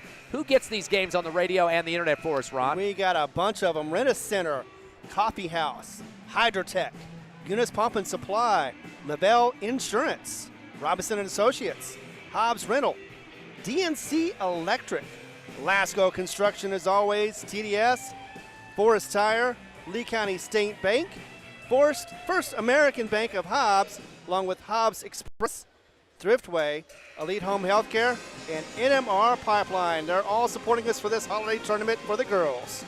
Of course, we have that game coming up later tonight, right after this one. It'll be on the same YouTube channel, so if you're watching on the internet, you don't have to switch to any other station. You'll be right there for the action. The Hobbs boys against Ferris, Texas, a team the Eagles beat last year by 10 points, but they were actually getting beat in the first quarter. Ferris, Texas coming out strong. Hobbs holding on for the victory there against that team in the second round of the tournament. Yeah, that was when last year they were having trouble struggling with the offense. They were struggling with scoring. Able to get in the second half of that, get back into it and beat them. But yeah, it's definitely going to be hopefully a different story this time around for the Hobbs Eagles. Yeah, last year the Eagles squad losing in the first round for the first time in tournament history to Oregon Mountain, a team that had just played about a week and a half before that. Came back and had to play them again at Task Arena back-to-back for that first round, Oregon Mountain. So, and that's a team the Eagles just played a few days ago in Las Cruces. So we'll talk about that game as we get through with this one. Mercy Rule to start the third quarter, 64-7 Lady Eagles. It is Ferris basketball. Into the front court, Ariana Carey on the left side. Her pass deflected right back to her by Mojica. They're going to call it a backcourt violation. She regained possession, then kind of stumbled back in the backcourt. So already there's a turnover, and Mojica just kind of stayed with her that time. 32nd turnover of the ball game for the Yellow Jackets. Yeah, dribbled it in the backcourt just enough to be able to get that call. I was wondering if it was going to happen, and it sure did. Clay will get the inbound against a 1-2-2 zone in the half court. Comes around the right circle. Hands it off to Mojica. Dribbles to the top of the arc. Sends it over to left wing to Hargrove. Spots up a three. Off the back of the rim, no good. And pulled down on the near sideline right by the Yellow Jackets by Pearson, her second. Dribbles in the front court, but ripped away by her by Hargrove. That's a 33rd turnover. Sends it ahead to Mojica down the left side of the lane. She gets shoved in the back. Misses the lefty layup. And they're called the foul. That'll be charged to Carly Quiros. Kind of a rough foul, though. Then she high-fived her teammate, so I'm not sure if that's the nicest thing to do there, but she gets the first team foul here in the third quarter. That'll put on the line Mojica, who's 0 for 2 on the stripe. 2 free throws to get her into double digits. The first one's good. Now she has 9 points. Lady Eagles are now 7 of 13. They were 50% at the half. That was low below their average at 64. Going to try to climb back into that now. 65-7. One more free throw for Mojica off the back of the rim, no good. And pulled down to the far left sideline, dribbling hard across the time stripe was Carey, but knocked out from behind by Mojica. Another turnover, 34. And sent ahead to Brett Clay for the righty layup. Boy, she's been ahead of a lot of fast break opportunities. Clay now with 20 points to lead both teams. A 60-point lead, 67-7. Long pass down to Dormany in the right block. Tries to pass down the lane, picked up by her sister. Deflected and laid up over the front of the rim by Breck Dormany for the bucket. She's got 4. 67-9. Here come the Lady Eagles up by 58. Across the timeline is Mojica on the right wing against the zone. Hand off to Clay. Hippity-hop dribble. Jump stop right wing. To Cunningham in the paint, dump it out to Mojica, right corner for a rainbow three, right through the threads. Mojica now with 3 3-pointers in the ball game. She's got 12. 70-9, a 61-point lead with 5:45 left third quarter. In the front court is Carey. Swing pass to the left wing, it's rejected by Clay, taken away once again. 35 turnovers ahead to Mojica, and she lays it in for some more points. She's got 14. Again, 35 turnovers, Ron. Exactly, and this time around, like I said, they're not doing it in the backcourt. They're not trying to pressure them full court. They're just doing it in the front court and still getting the same results. Yeah, challenging that perimeter in the half-court defense. In the front court is Quiros, right side. She tries to drive the right block, throws up a shot, and doesn't even see where the rim was. Cunningham comes down with it on the left block, her 5th rebound. Up ahead to a breaking Hargrove with a lefty layup. Brent Hargrove now with double digits. That means 3 players now in the doubles for the Lady Eagles, up by 74-9. 5 minutes left third quarter. Hard dribble for Carey. Front court, left corner with the spin move. Bounce it to the left block to Dormandy. Off her foot. Looks like it might have touched the Lady Eagle as well. Looks like it also went off the foot of Jayla David last. So it will be Yellow Jacket basketball left of their rim as they trail by 65. Well above the mercy rule at 35, 30 plus on that one. Ball gets put into the right wing to Dormady. Kick it to the left side, faking a threes carry. She steps into 18, fires a J and puts it right through. Boy, nice follow through there for Ariana Carey, her first bucket. 74-11. Here comes the Lady Eagles. Clay in the front court. Jump stop. Pass left wing to David. Cross court right passes deflected in the air, taken away by Carey for the 5th Eagle turnover. Sends it ahead to the right wing to Dormady. McKenna Dormady. Touch pass to the right side to Carey. Carey pivots, dishes to the free throw line to Quiros. Underneath the hoop and a little finger roll by Carey off the back of the rim, no good. Rebound for the Lady Eagles by Mojica, sends it ahead. Ball gets ricocheted in the lane and taken back by the Yellow Jackets by Quiros for the Lady Eagles' 6th turnover. They go back door to Dormady, and Breck Dormady lays it on the left glass with 2 hands. She's got 6. 74-13. We got a track meet starting. Brett Clay drives down the lane. Kick it left corner to Hargo for 3. Ricochets in and out of the rim. Pulled back up by Cunningham on the right block. Lays it off the glass for 2 on a fadeaway. She's got 12 and 6 rebounds. 76-13. They're going to give us a breath up here in the press box. A 53, make it a 63-point lead. In the front court, slowing it down, top of the arc is Quiros. Bounces it back to the time stripe off a deflection to Pearson on the near side, guarded by Hargrove. Returns it back to Quiros, right elbow. Fadeaway jumper off the dribble to the right baseline and throws it through the hole. And I should say throw it because that's exactly what it looked like. She's got 4 points. At the other end, pass down the lane, coming in to Brett Clay from Mojica in the right corner to Clay on the right block. She goes up strong with 2 hands and throws it through for 2. She's got 22 points. 78-15, Hobbs by 63 with 3 minutes remaining in the third. Ariana Carey now in the front court. Stop and go against Mojica. Left perimeter to the corner. Uses up her dribble. Mojica with her hands straight up in the air. Great defense by her, not giving an inch. Almost a 5-second count, and there it is. 5-second count. Mojica playing some tough defense, and that'll be another turnover, number 36. They are, yeah, the Lady Yellowbacks are getting back a little bit on that, but they're not being able to stop Hobbs from scoring themselves. So there's not much of a chance they can get this margin shortened other than 63 at this point. Subs checking in for the Lady Eagles on the court for Hobbs, including Carolina Seiss. Armitage returns as well, so does Zepeda. Catching the ball on the right wing is Muñez, and she gives it Armitage in the right corner. Back deep up top. Reset to Kano. Dumps it in the paint to Armitage. Over to the left wing. Hard passes Zepeda to save it to herself. Keeps it on the left side to Seiss. Backs it out the dribble. Returns to the left side. A 3 on the way for Muñez and puts it through the hole. Muñez with her 3rd tray of the ball game. She's got 9 points. Unbelievable. Hobbs Eagles continue to dominate 81-15. And going to the other end, hard to the rack, was Pearson for a bucket on the right side layup. She's got 3. And a quick timeout for Coach Kristen Ramirez, talking about some comeback strategy here at Task Arena. Hobbs Lady Eagles 81. Ferris, Texas 17. Coming back with you in 30 seconds on the Lady Eagles Network.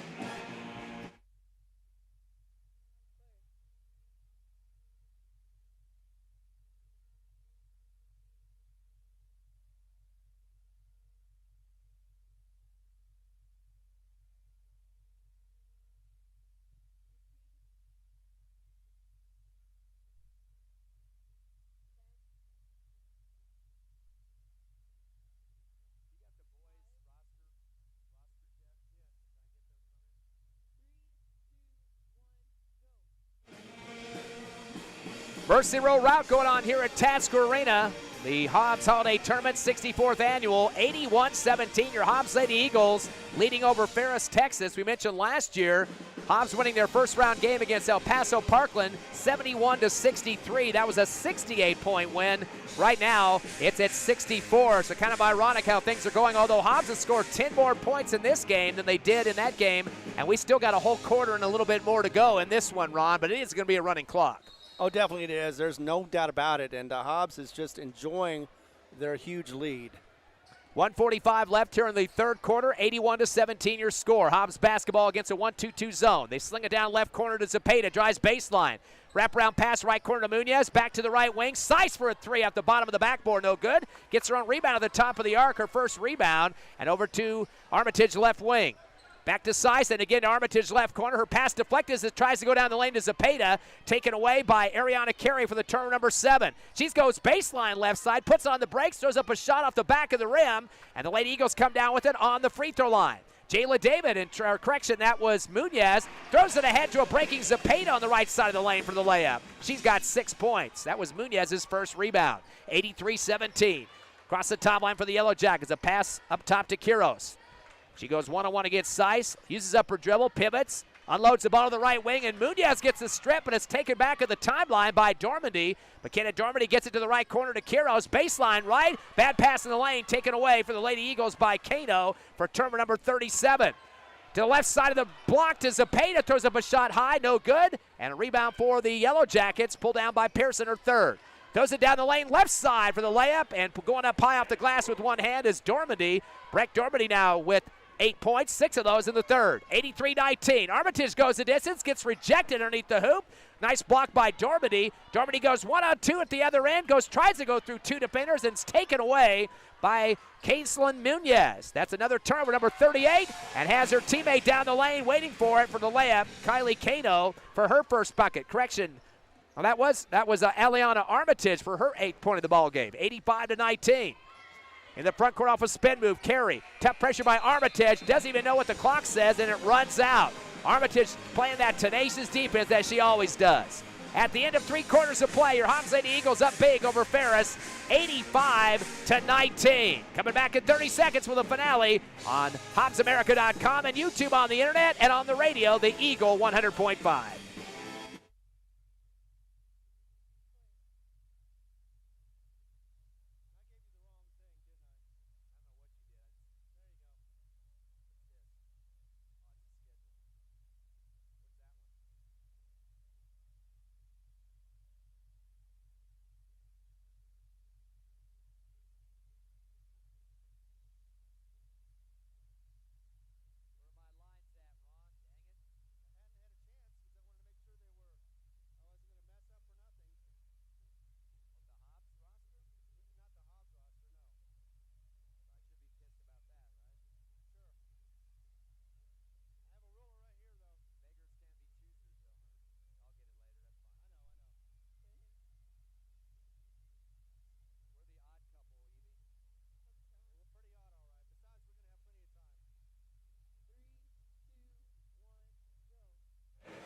$85-19, your Hobbs Lady Eagles get ready for the fourth quarter action. First round of the 64th annual Hobbs Holiday Basketball Tournament. Lady Eagles definitely dominating in this one. Had a total of 21 points in that fourth quarter and 12 for Ferris, Texas. Lots of double-digit scorers so far. 22 for Brett Clay. Mojica with 14. 10 for Hargrove. And there's a tray coming from the long distance that time for the Lady Eagles on the right side, is putting it through for Hobbs. Carolina Seiss for her first bucket of the ball game. It's 88-19. Hobbs with the rout here in the fourth quarter. Armitage gets a strip on near the half-court line up to the scores table. It's going to go back to Ferris. And that still be in the backcourt of the Yellow Jackets. Almost a turnover there. There's been 38 turnovers so far. Hobbs Lady Eagle defense very tenacious. Total of 7 turnovers for the Lady Eagles. Spinning at the timeline, Armitage gets a piece of Carey's basketball, takes it herself, dribbles behind her back to the right side of the lane, goes backdoor, missing the layup. Off the back of the rim is Kano, and pulled down by the Yellow Jackets. In transition is Pearson, her 4th rebound. Comes down the right side of the lane. Dish off right corner to Dormandy. Down the lane to the right block, going up strong is Quiros for the layup on the right side with 2 hands. She's got 6 points.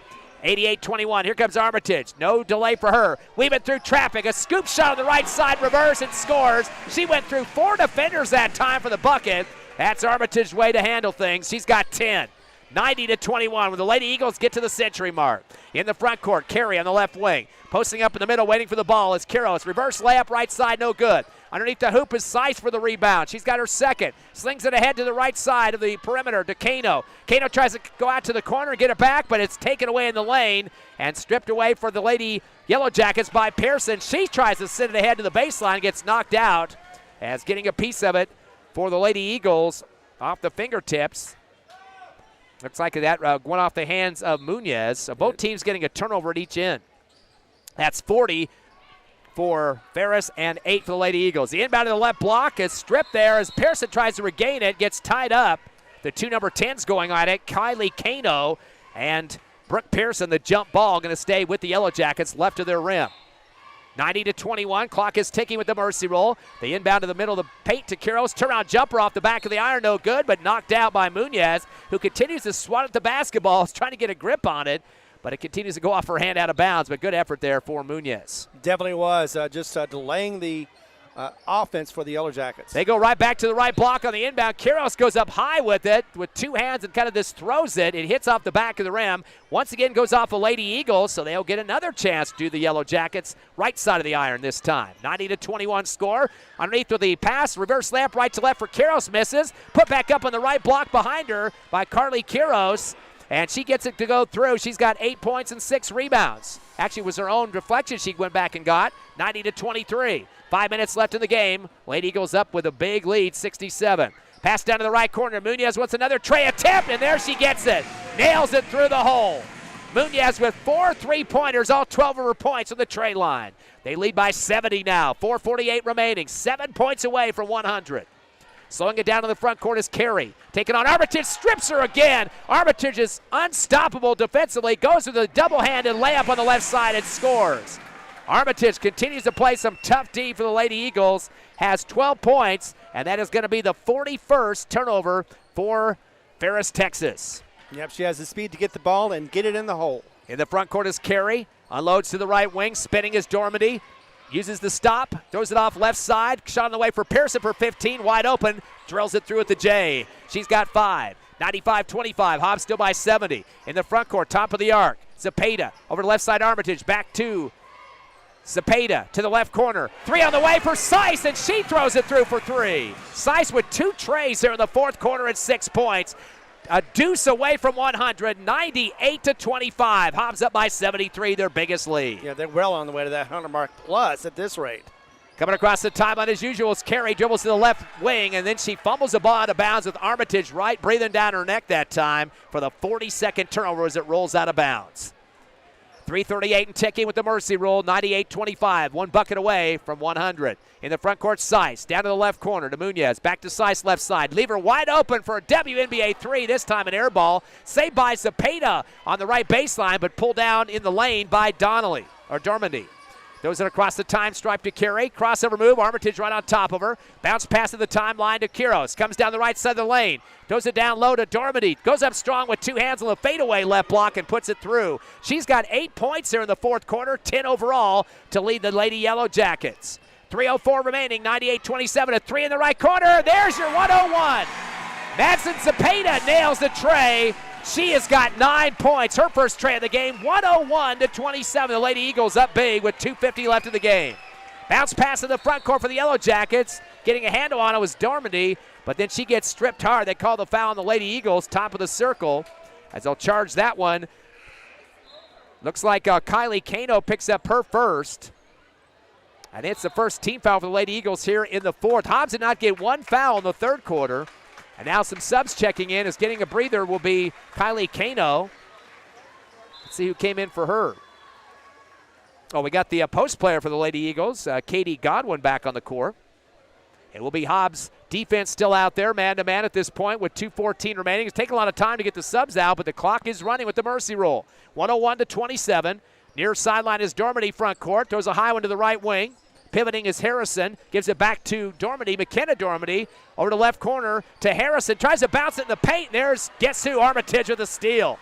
Goes to the rack left side and lays it in for 2. Eliana Armitage with 8 points in the fourth, 14 overall. The 44th turnover for Ferris, Texas. 1:45 remaining, 103-27. Hobbs with a major lead. Carry across the timeline against Armitage, giving her fits the whole game. And there's another rejection of the pass, taken by Armitage, another turnover, 45 in the game. Pass up ahead, and there's the layup uncontested. Putting it through is Zepeda. Zepeda now with 11 points. 105-27, Lady Eagles up with 1:24 remaining. Beating pressure now, McKenna Dormady drives down the right side of the lane through 2 defenders and lays it in for 2 on the right. So Pearson now with 7 points. 105-29. Here comes Armitage coast to coast in the layup on the right side with 2 hands on the double clutch. She scores at home. Armitage with 16. 107-29. Carey will slow it down as she comes across the timeline. Armitage is going to pick her up as usual. Tries an alley-oop backdoor over the head of Peta, but a tip out to the right baseline. 15-footer no good by Harrison. Loose in the lane and picked up by Zapata. Her second rebound. Throws it ahead, and before the layup happens on the right block in the front court, the timeout is called for a sub as Coach Carpenter wanted to get some bench players on the court. That would have been an easy layup. 2 Hobbs Eagles going to the basket with no defense. Exactly, it definitely would have. But yeah, Carpenter for the last minute wants to get his bench back in there again, get a little more playing experience for him. Definitely in this one, it's going to be a very big rout. 107 points. Wasn't expecting that from the Lady Eagles. Knew they could do it though. Yeah, it's 29 points scored by Ferris at this point. That's a 71-point lead, and the Lady Eagles definitely are putting their stamp of approval. The fans here in this crowded place. I mean, we had a lot of open space on the lower seats, and then all of a sudden when the tip-off came, we got a full deck down there behind the scorers table. So we are getting support from the 6th man for this one, thankfully. 47 seconds left here in the fourth. Don't forget the Hobbs boys up next on YouTube, the same channel. You don't have to move it. And on the radio, we are switching to Cool 95.7. Zapata gets the inbound, drives the lane, lost the ball ahead of her, and it fumbles out of bounds. That will be the Lady Eagles' 9th turnover of the contest. And the last hurrah here for Ferris, Texas, who will drop under 500 with the loss against the Lady Eagles. 107-29, 30 seconds remaining. In the front court, Carey taking on Zapata around the left circle to the corner. To the baseline, she'll put on the brakes. Bounce pass on the left block to Harrison. Fadeaway jumper from the elbow left side off the back of the rim. Big crash in the paint. The ball rolls out to the near right. It goes off 2 Lady Eagles that time as Munoz, I believe, is also battling for the Lady Eagles. Kyla Kano to come up with it, but unfortunately knocked off both of them. The inbound to the right wing to Carey. She slows it down with 4 seconds. Back to the timeline to run out the clock here. They won't have any more opportunity to score in this one. The Lady Eagles winning 107-29 over Ferris. Your Lady Eagles improved to 9-1 on the season, and the Lady Yellow Jackets from Ferris, Texas dropped to 9-10. We'll take a 3-minute break and come back with the Hobbs Lady Eagles postgame show on the radio at 100.5 The Eagle and on the internet at HobbsAmerica.com and the YouTube Hobbs Sports page.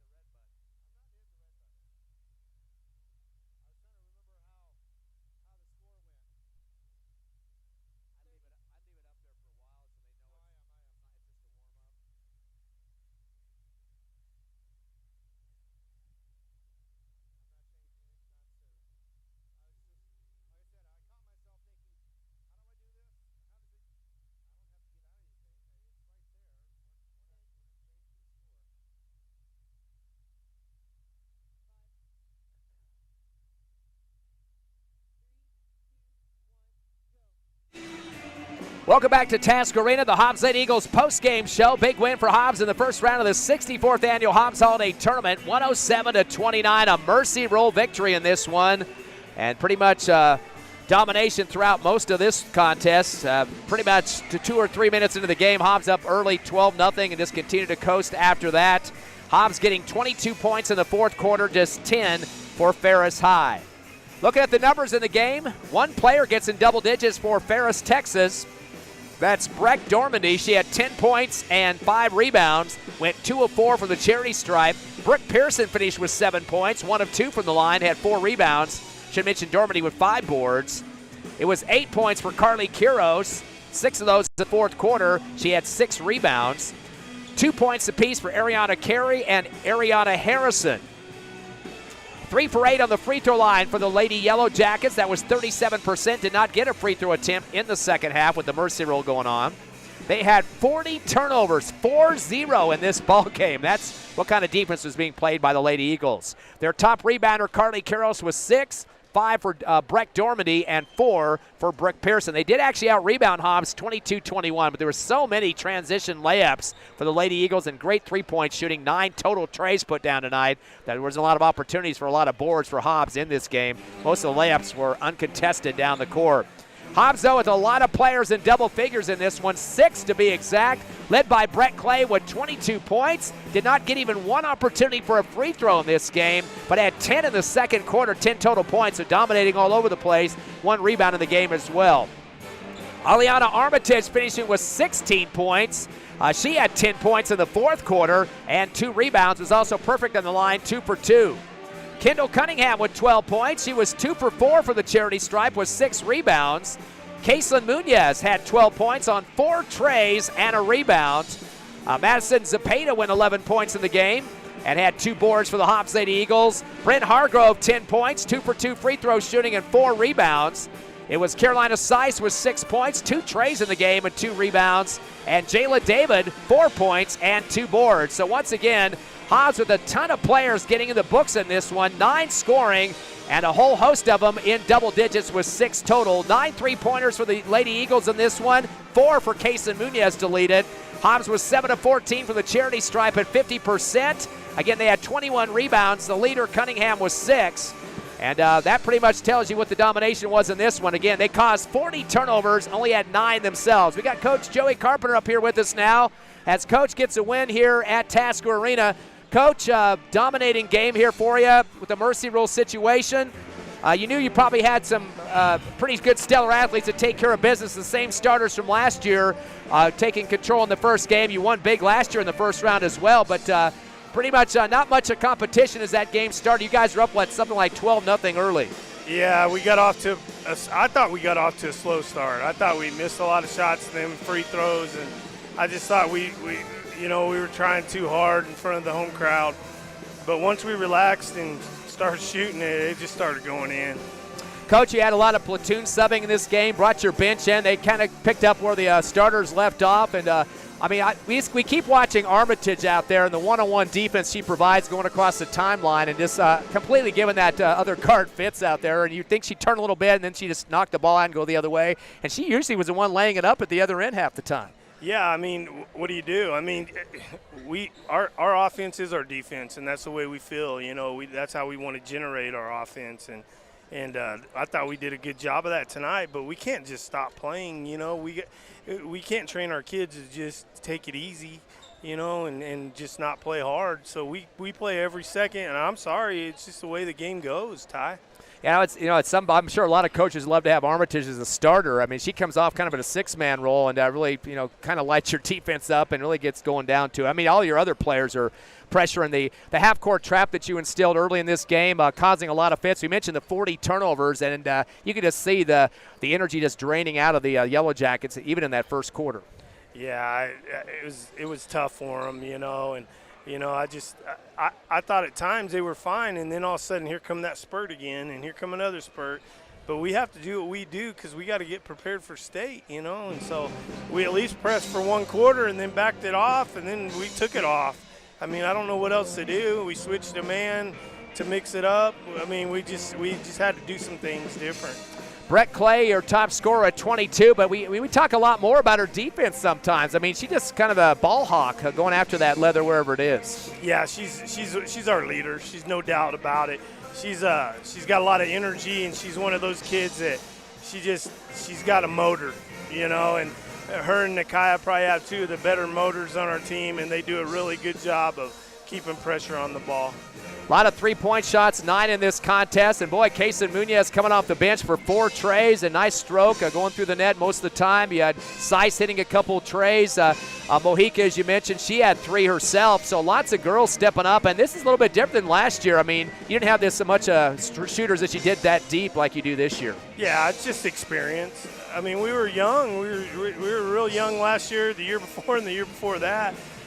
We took our lumps, and we just – now, this year, you know, everyone had their shot at beating us the last few years, and so they want to play, and so we got to let them play, you know, and we let them play faster than ever before. So we play fast this year, we get after it, and we like it like that. Coach, kind of a lack of time here, but let's talk a little bit about your next matchup. El Dorado, they got the win over Piedra Vista earlier tonight, so they're the next team on your list. They've had some experience playing some El Paso schools, a lot of games under their belt, already 19. That's almost a full season for your Lady Eagles. Already 2-4 in district, and they played the El Paso Franklin tournament. They played Ironwood Ridge, another team that's here at this tournament here. Lost to them by 8, but they're the team that you have next. They have a couple of girls, Ariane Gomez, 8.4 points a contest. Hicks girl has about 7 points a game. She's got about 6.5 rebounds. Gomez averaging close to 9 rebounds a game. So a couple of girls sprinkled in there, but are they going to be ready for your pressure that we saw? Is that the pressure we're going to see against all teams, or do you kind of change it up a little bit depending on the competition? We switch it up depending on what we can do, you know, but we try to take advantage of any, you know, lack, you know, or someone that can't really handle the ball.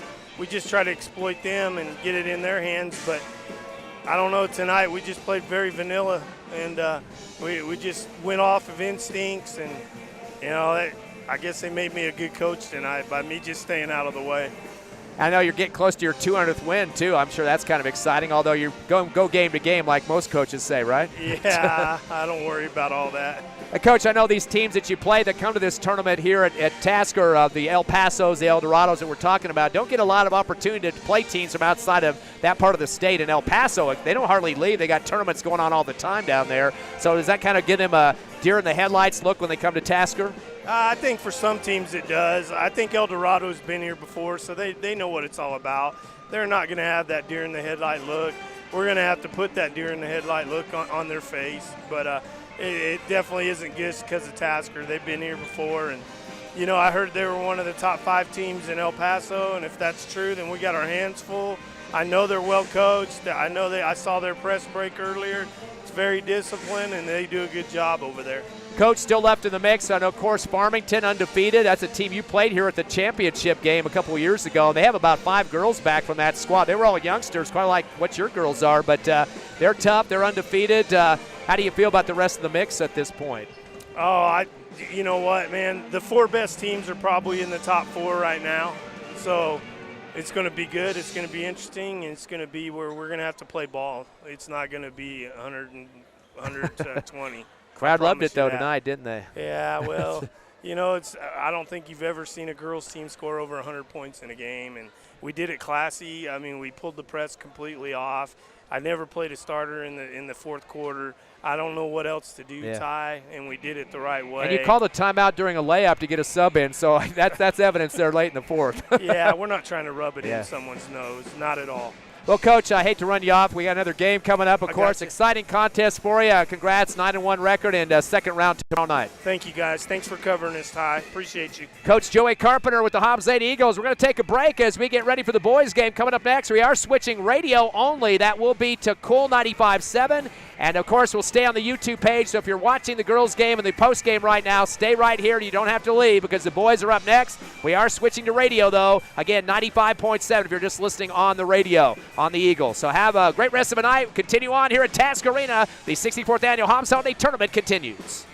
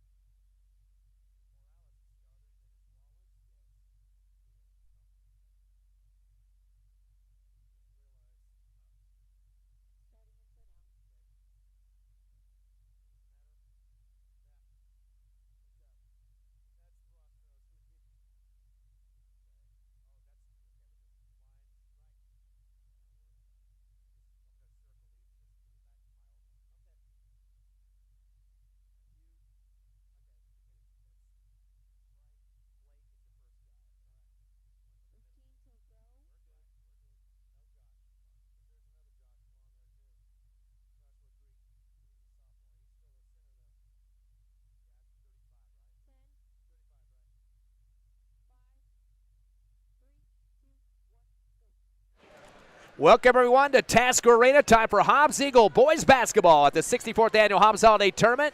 Ty friend Ron Gunner with you, and Tiffany Stuber back at the station. This is game 2 of the tourney with the Lady Eagles winning in Mercy Row fashion just minutes ago, 107-29 over Ferris, Texas. Now we got the boys edition. Hobbs Eagles taking on Ferris, Texas as well. Of course, Ron, this past week, Thursday and Friday, the Eagles playing down in Las Cruces, losing to Mayfield in a close one, a double-digit loss to Oregon Mountain, a team that was at this tournament last year. The Eagles lost in the first round. We should mention, too, Ron, that was the first time the Eagles have lost in the first round of the tournament history. So They got kind of a bad taste in their mouth. They went 1-2 last year, lost their last game against Cleveland at the tournament. But this is a whole new slate. They're taking on Ferris, Texas, who played pretty tough. Actually, were leading in the first quarter in last year's matchup. Well, just like, last year, the last 2 years actually for the Lady Eagles, they ended up going to the championship game. They lost it. They don't want to have that one and done and then be in the losers bracket right away. Hobbs wants to make sure that they get some momentum. They couldn't do it in Las Cruces. They tried. They got a little bit of spurts, but they weren't able to get what they wanted as far as traction. They want to get the traction here. They want to get it against this Ferris team. They got the draw on them, and they want to go to the next round and prove against, especially with this big home crowd, that they can play this game and they know how to win. Boy, Hobbs really lit it up last year. It was game 2 of the tournament. They did play Ferris, Texas. Abraham Pena with 18 points. He got 3 of the 9 3-pointers Hobbs put through the hole here at Tasker. And, of course, Vega was also big coming off the bench, the youngster. He had 15 points, all 5 trays scoring for him. So those two, Pena and Vega, 8 of the 9 3-point shots that went through the hole. 33 points total for those two. And Turbiatas also put in a bucket for 2 points. But those are the 3 guys returning with scoring from last year in that 66-56 win. But there's a whole host of guys that had some time with Ferris as well. Julio Morales, he's back. He had a double-double, 11 points. Actually, 11 points and 6 rebounds, so not a double-double. Also, they had Hancock with 6 points, Harris with 4, Texada with 2, and Greek had 4. So there's right there 5 players that are back on the roster this year. And they played pretty tough early on. They were up 5-0 in that game last year against the Eagles. Hobbs came back with 4 trays and went up 12-10 as they got into that second quarter. And it was a close one. And then the Eagles took over in the second half. They were up 30-16 at half. And then the fourth quarter edged Ferris in terms of points, 21-19 to get the win, again by 10, 66-56. So Ferris only able to shave off 2 points of their deficit at halftime. But still, Pena and Vega, big-time numbers. And, again, they're the 2 top scorers for Hobbs this year in the season so far. The Eagles sitting at 3-5. And they're hoping to get some more production. At the beginning of the season, there was Coach Ross along with Coach Reeves was talking about the fact that they wanted to get more than just one scorer out there, more than just one rebounder. They wanted a team effort. They wanted to be able to rely on everybody, not just have to have one person. If you shut that one person down, the team kind of shuts down as well. They don't want that scenario as they've had in the past. They want to go ahead and get into it, get some scoring, rebounding, some definitely some assists, everything in the plus. They have a rounded offense, defense, just get everything going and be able to get back in this and start winning games. Now that game between these 2 teams last year, kind of a sloppy one. 46 fouls were called combined between the 2 teams, and they had a total of 31 turnovers, 20 for Hobbs and 11 for Ferris. Hobbs had 9 more turnovers, but they did get the 10-point victory. So I'm sure both coaches, Coach McGee and Coach Reeves and Ross, are both wanting a little bit cleaner atmosphere in this one. Although if it has to get dirty, I should say physical, not dirty, but if it has to get physical, you get a 10-point win, you'll take it on your home court, especially if it's the first-round game like it is this year. So kind of be interesting to see how that transpires. This Ferris team currently has had a couple of tournaments under their belt. They went to Venus, Texas tournament, went 2-2. The Blue Ridge tournament up in Northeast Texas, they went 2-2 as well at that one.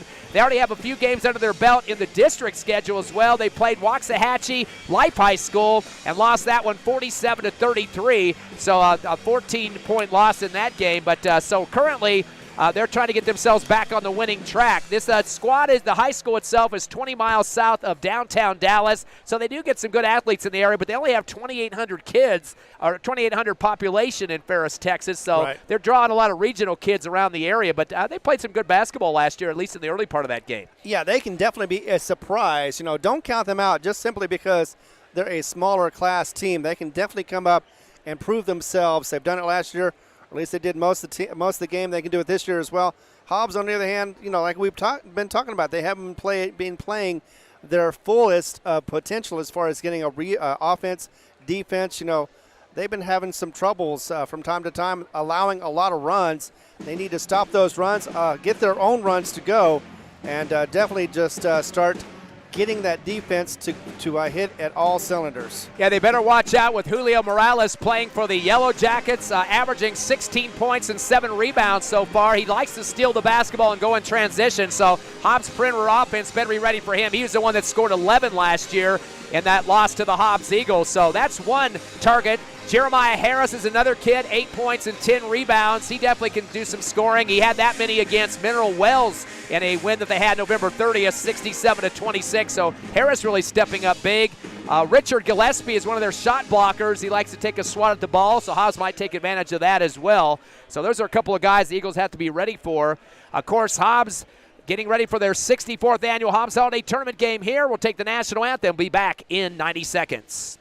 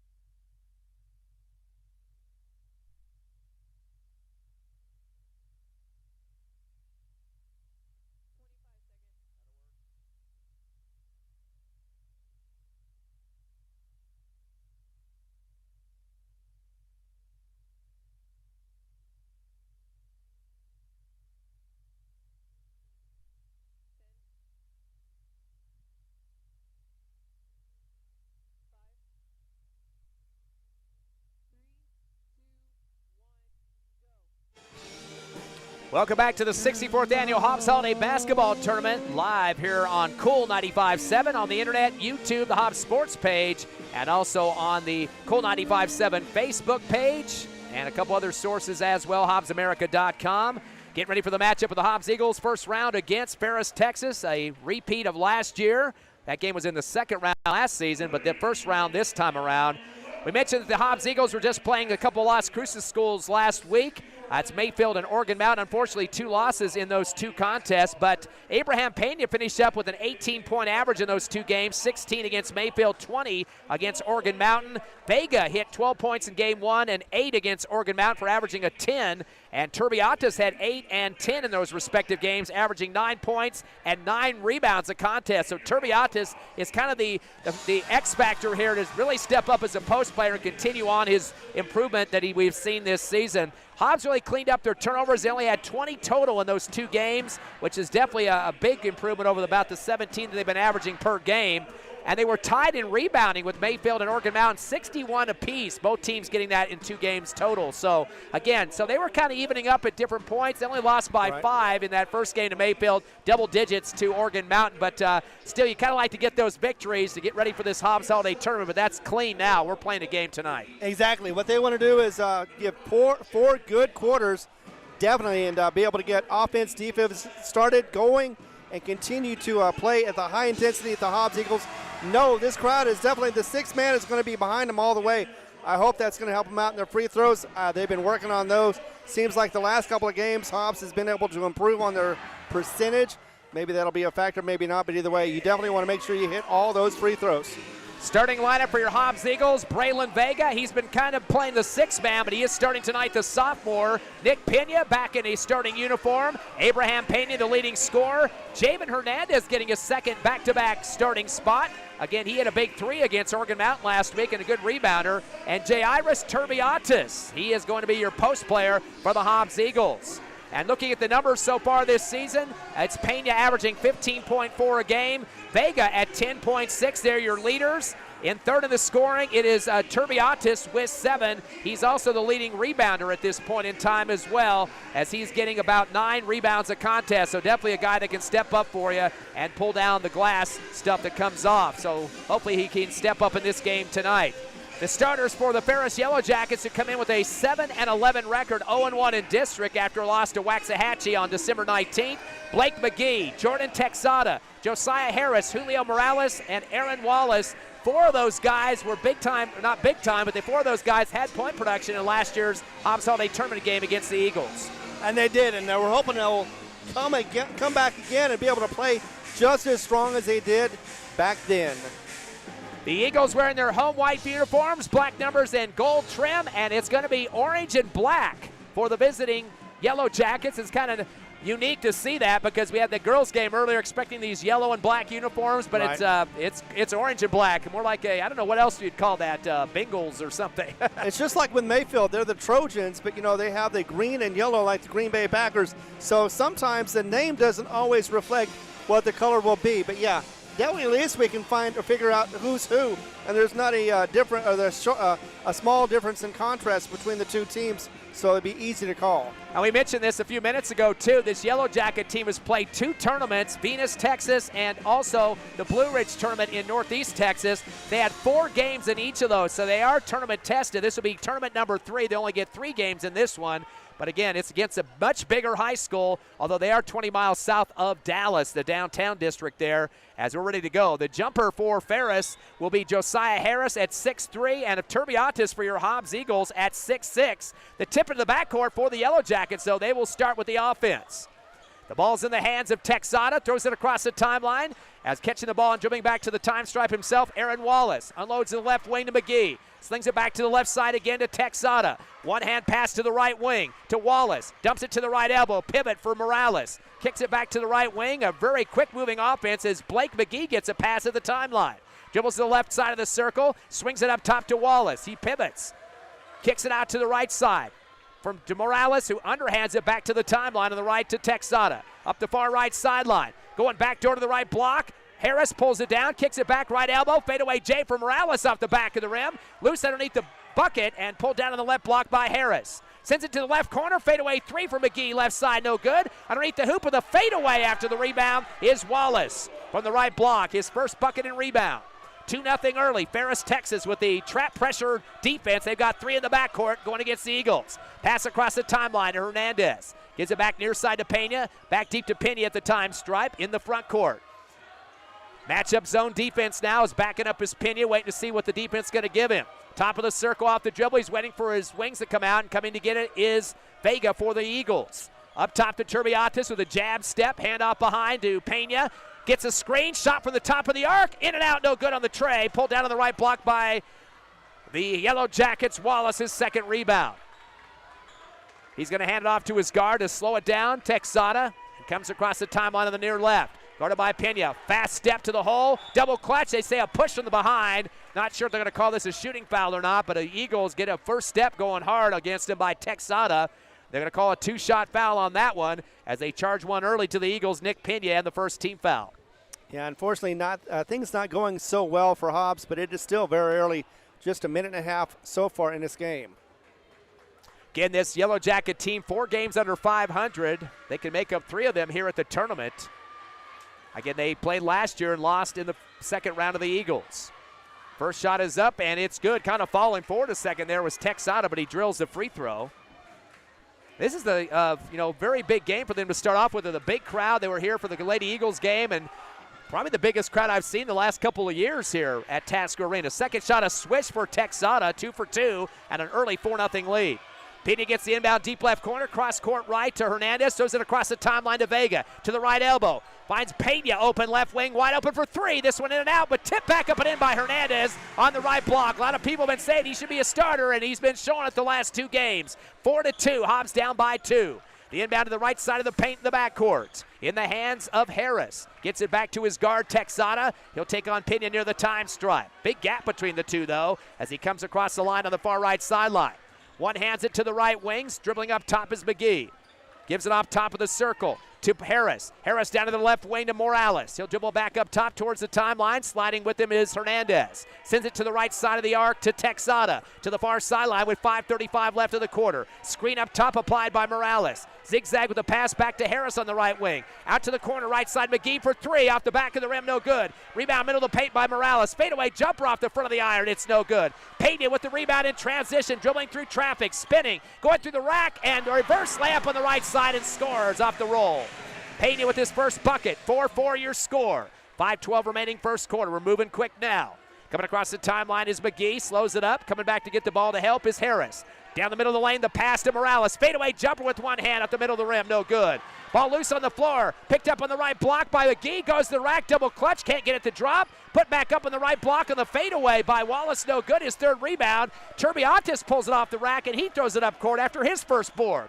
To Pena, right elbow. Fadeaway jumper off the back of the rim. No good. From the free throw line off the rebound is Texada. Throws it up court to a breaking Harris, who puts a double clutch off the right side of the rim for two. Harris with his first bucket. 3 scores so far for the Yellow Jackets, 2 for the Eagles. It's 6-4, Ferris, Texas. Pena now in the front court off the pass. To the left elbow and backs it out with the dribble. Left side of the circle. One hands it over to Pena on the right wing. Screen from Pena. Pena pointing up top to reset, so Pena is going to head back to the timeline. Returns over to right wing to Pena. Pena's going to hold the ball for a second, find Turbiantes top of the circle.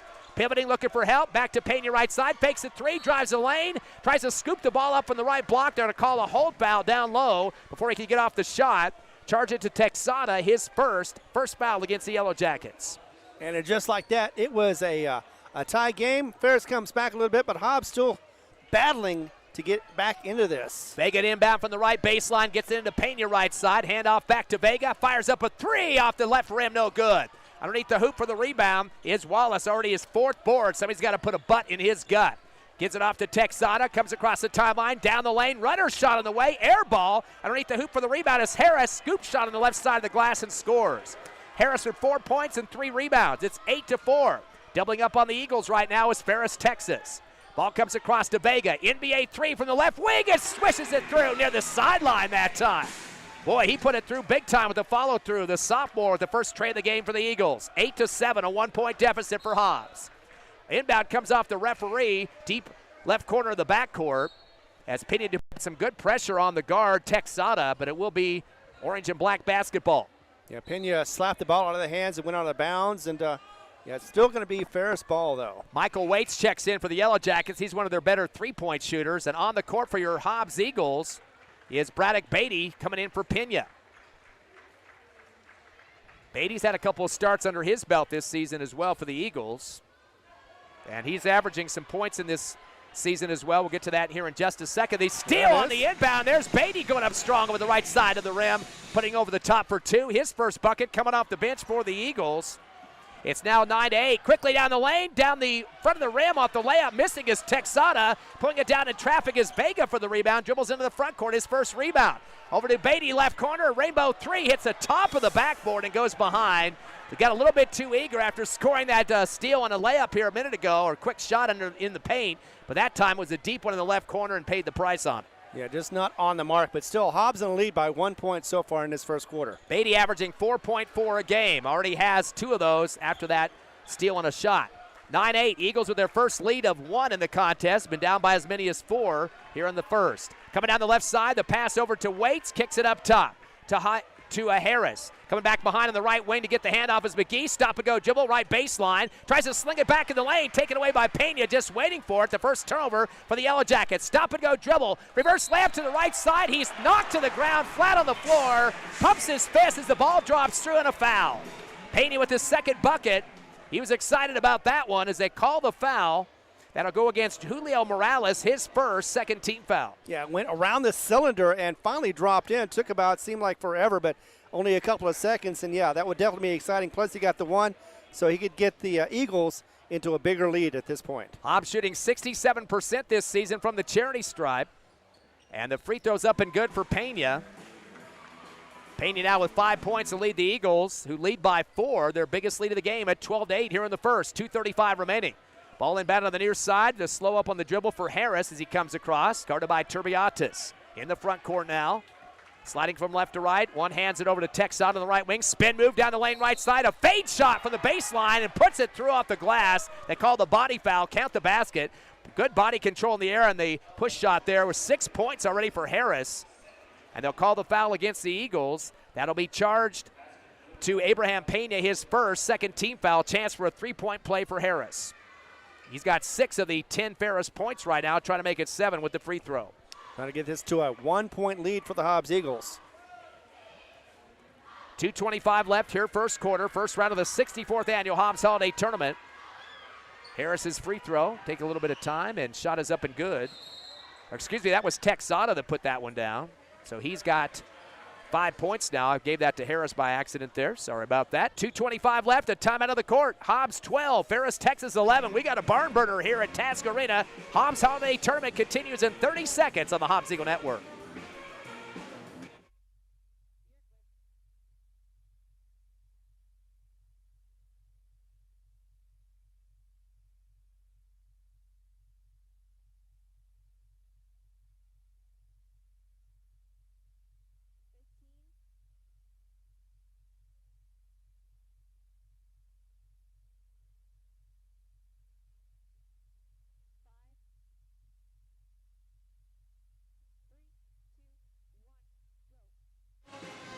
Back live here at Task Arena, first round of the Hobbs Holiday Tournament. 12-11 Hobbs up by 1 over Ferris. And I was going to say, kind of reminiscent of last year's game, although Hobbs was down 5-0, but the game went to 12-11 as they got close to the end of the first quarter. So very close scoring as right now. Henderson checks in for the Eagles. Some big post presence there for Hobbs now as Vega gets into the front court after the timeout. Trying to post up Henderson, but stepping in front of the pass down to the right block on a steal is Harris. That'll be the Eagles' first turnover. Into the front court, top of the arc, a 3 on the way, and a swish. High rainbow jumper for Julio Morales. First tray of the game for the Yellow Jackets. 1 apiece for each team. It's 14-12 Ferris. In the front court, Pena off the dribble. On the free throw line, kick it left corner to Turbiatis. 18-footer on the fadeaway, right through the hole. Count it for the big man. He's got 2. Already 5 scores for the Eagles. It's 14-all with 1:40 left in the quarter. Into the front court after catching the ball, a big jump stop by Texas, almost a backcourt violation. Sends it to the left wing to Harris. Hand off behind him to the left side to McGee. Slings it back to the right wing. Dribbling up top is Wallace. Sends it back to the right side. Coming around the circle is Morales to the far right sideline. Hand off to Texada. Kicks it left wing to McGee to the top of the arc. Throws a low one down to Morales, able to come up with it. Now the pivot, good D by Turbiatis, but a screen. Hippity out play to the hole and missing the shot. Going back up with it as Morales gets rejected. And the Eagles come up with the rebound. Is pulling it down for the Eagles is Pena.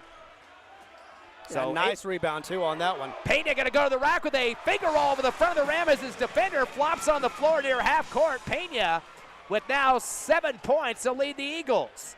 16-14, Hobbs by 2. Into the front court, left wing is Morales. Drives baseline, puts on the brakes. Slings it back to half court to Texada. He's going to hold on to the ball. He's the one that hit the deck just seconds ago as Pena put a dazzling move on him. Give out to the right wing to Harris. Harris going to hand off up top off the dribble to McGee. McGee going to spot a 3 off the front of the rim. Actually, he headed out before that. Wallace shot the 3 off the front of the rim, and Henderson comes down to rebound underneath his first board. Across the timeline to Pena, NBA 3 with the defender on him. Defender stayed flat-footed. Once again, that was Texada who got beat the last time, got paid the price there as Pena drills the tray in front of his face. And that'll be another bucket for Pena, who leads the team with 10. That was a huge shot for the Eagles.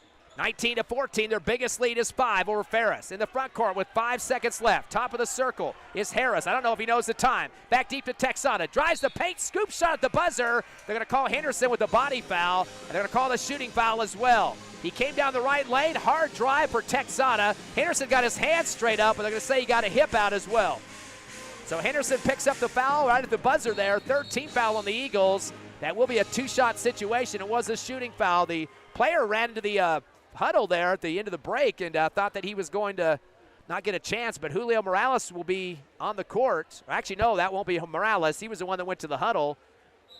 And they're going to have to bring back both teams onto the court because they're going to get the free throw. I guess they're going to say 0.4 seconds on the scoreboard there. I thought the time had run out at that point. Well, it seemed like it, but, you know, with 0.4, I can understand why you'd think that, simply because it just looked like it was a split second and the clock was at 0. Yeah, if it's at 0.3, A lot of times they're just going to zero the clock out and go with that, but since it is 1.1 above that, they're going to go ahead and let the play go, and a chance for 2 free throws here. So both teams back out on the court. Not going to go to the break yet. Again, that was a foul on Henderson. First free throw is up and good. Counted for Texada. He's perfect, 3 for 3 on the charity stripe. Has 6 points. Leads his Yellow Jackets at this point. Leader for the Hobbs Eagles, Abraham Pena with 10. Leading scorer for the Eagles this season as well. Second shot, hard off the front of the rim, ripped down hard on the left block, and chucking it the full distance, but coming short after the rebound was Josiah Clay, who had just checked in. So the Hobbs Eagles up by 4, 19-15 over Ferris, Texas. First round of the Hobbs Holiday Tournament, the 64th annual, continues in 60 seconds on the Hobbs Eagle Network.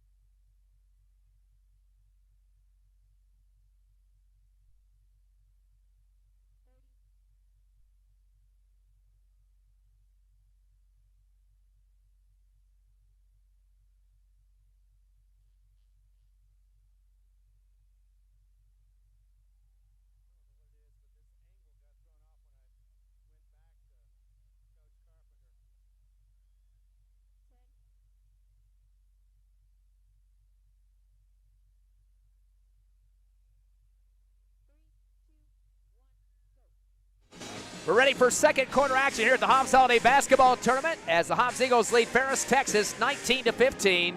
Ferris is led in scoring by Jordan Texada with 6, Harris with 4, Morales and Wallace both with, or actually Morales with 3, Wallace with 2, so 4 scores. They're 4 or 5 from the line for 80%. Your Hobbs Eagles led by Abraham Pena's 10 points. 3 for Braylon Vega off a tray, and 2 apiece for Beatty, Hernandez, and Turbiatis. Beatty will come off with the dribble to start the second quarter. Finds Pena on the right wing. Hobbs by 4. Trying to get down to Henderson, but stepping in front again as Harris get another steal. Second turnover.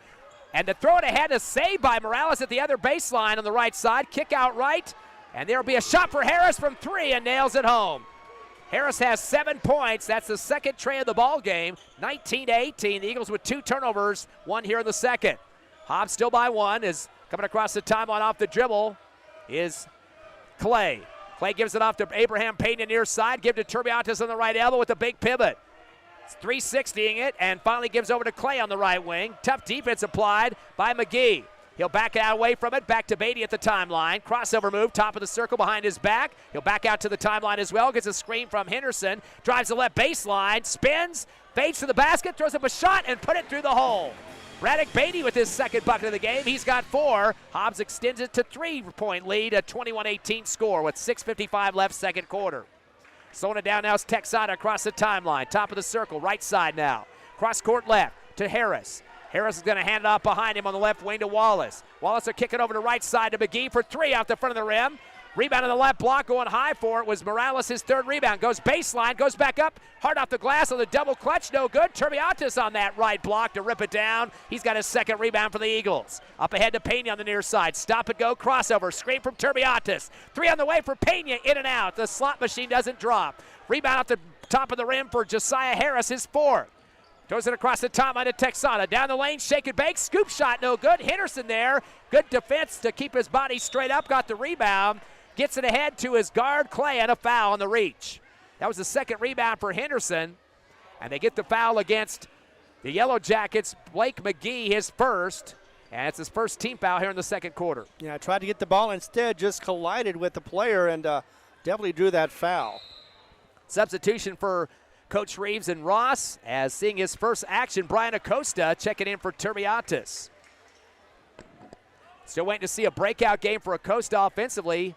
One of the games last season, he did have 6 points at the Hobbs Holiday Tournament, so like to see that and more from him. Coming across the timeline, Pena after the inbound. Gives over the left wing to Beatty, well outside the circle. Cross court right to Pena, drives baseline, goes to the rim, double clutch off the glass as he beat his man to the rack that time. Went one-on-one against Texada, left him in the dust. As Pena now with 12 points to lead both teams. 23-18, Hobbs by 5 here in the second quarter. Ferris, Texas basketball. Pass off top to Harris. Coming back to get it, the man that passed it to him, Texada. Slings over to the left side.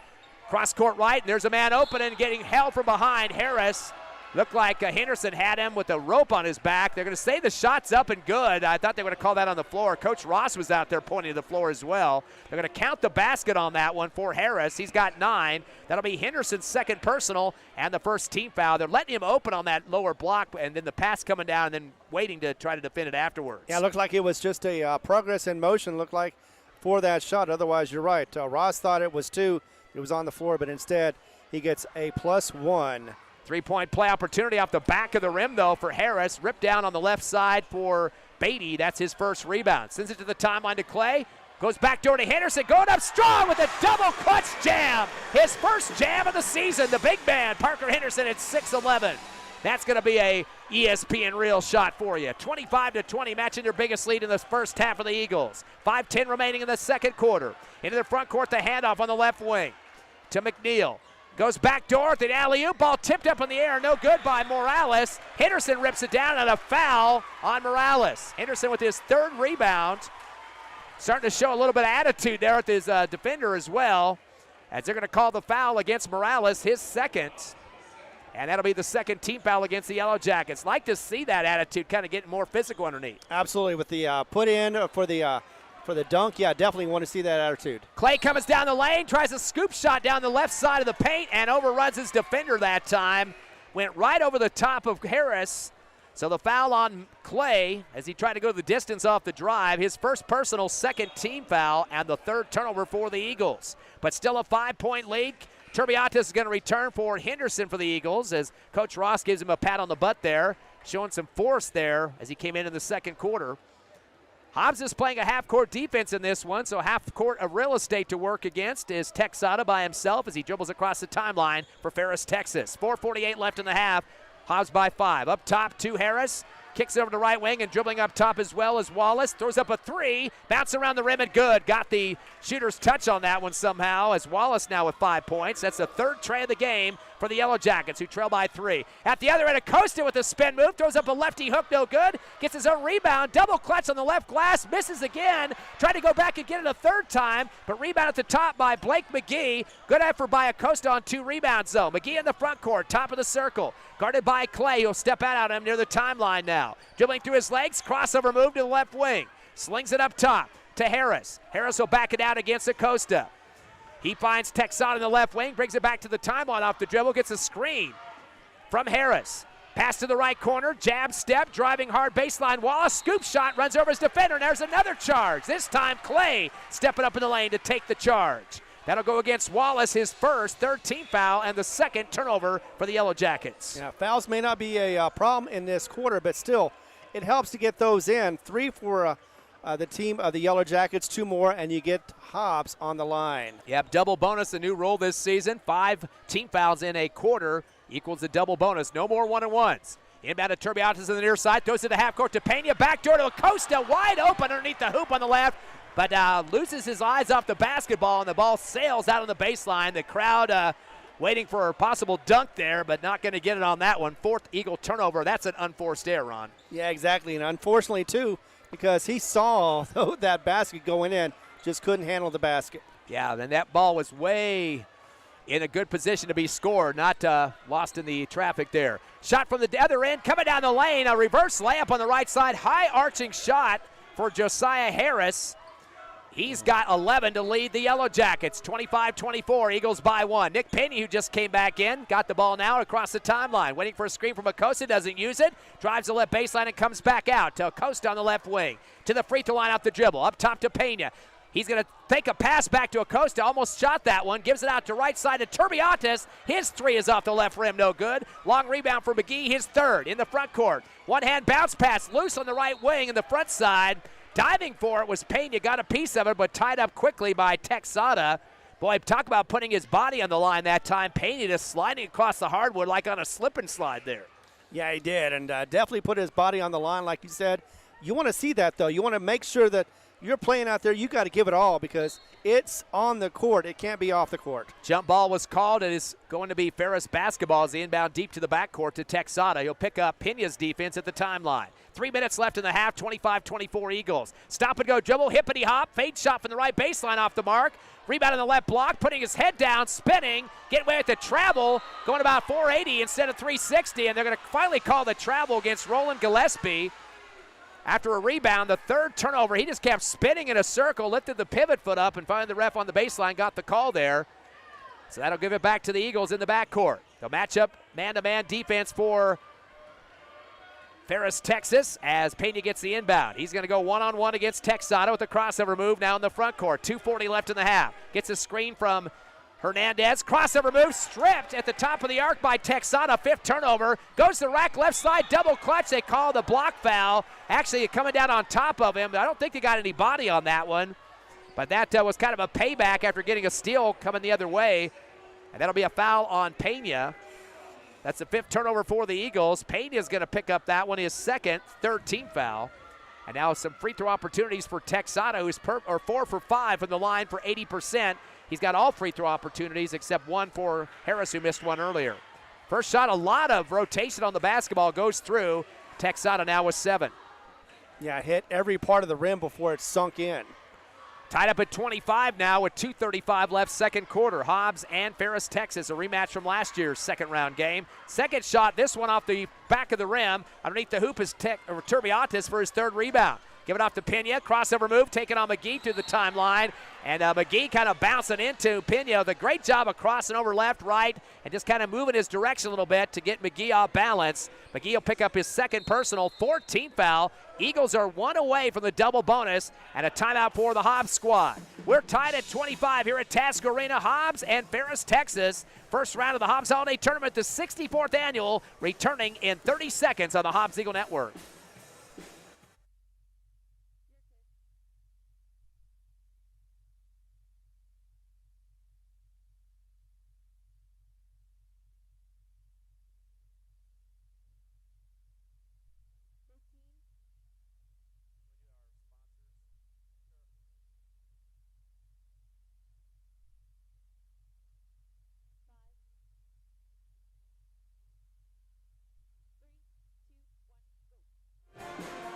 Back to second quarter action. We've got a nail-biter here at Task Arena, the Hobbs Holiday Tournament, tied at 25. Hobbs and Ferris, Texas, rematch from last year's Holiday Tournament, second round game. This is a first round matchup, though. Of course, the Lady Eagles with a big win earlier tonight with a mercy roll victory, 107-29 over Ferris, Texas, the ladies' version of this game. But, Ron, let's talk about some of those sponsors that keep these games on the radio and the internet for the tournament. Yes, indeed. We're grateful to the following: Rent a Center, Coffee House, Hydrotech, Eunice Pump and Supply, LaBelle Energy, Uval Insurance, Robinson and Associates, Hobbs Rental, United Realty, DNC Electric, and so much more. We'll get back to them. Yeah, we got a ton of them keeping these games going live for you throughout the season as well, both the Lady Eagles and Hobbs boys, and the Eagles get it after the timeout. Pena gets a little cradle action, tried to drive right of the lane, came through 2 defenders, and the head coach, McGee, for Ferris, Texas, wanted to travel. It got close. We're going to say the body foul is what caused him to get off balance there. They call that one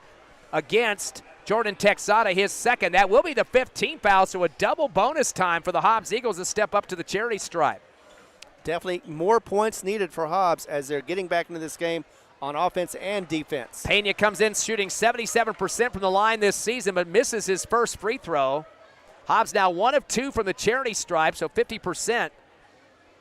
He's the only guy that has shot in this game. Misses the second one as well. And the rebound on the run, losing the ball for a second across the timeline. Cannot get it scooped back up was Harris, taken away for the Eagles. Turnover number 4, that's Pena with the basketball. Finds Pena left wing, wide open NBA 3 off the front of the rim. Big time rebound for Turbiatis, throws it back up with a hook shot on the right block, doesn't go. But there's Hernandez to clean it up and dribble to the near right sideline. Up top to Pena. Pena with a crossover move with his left hand.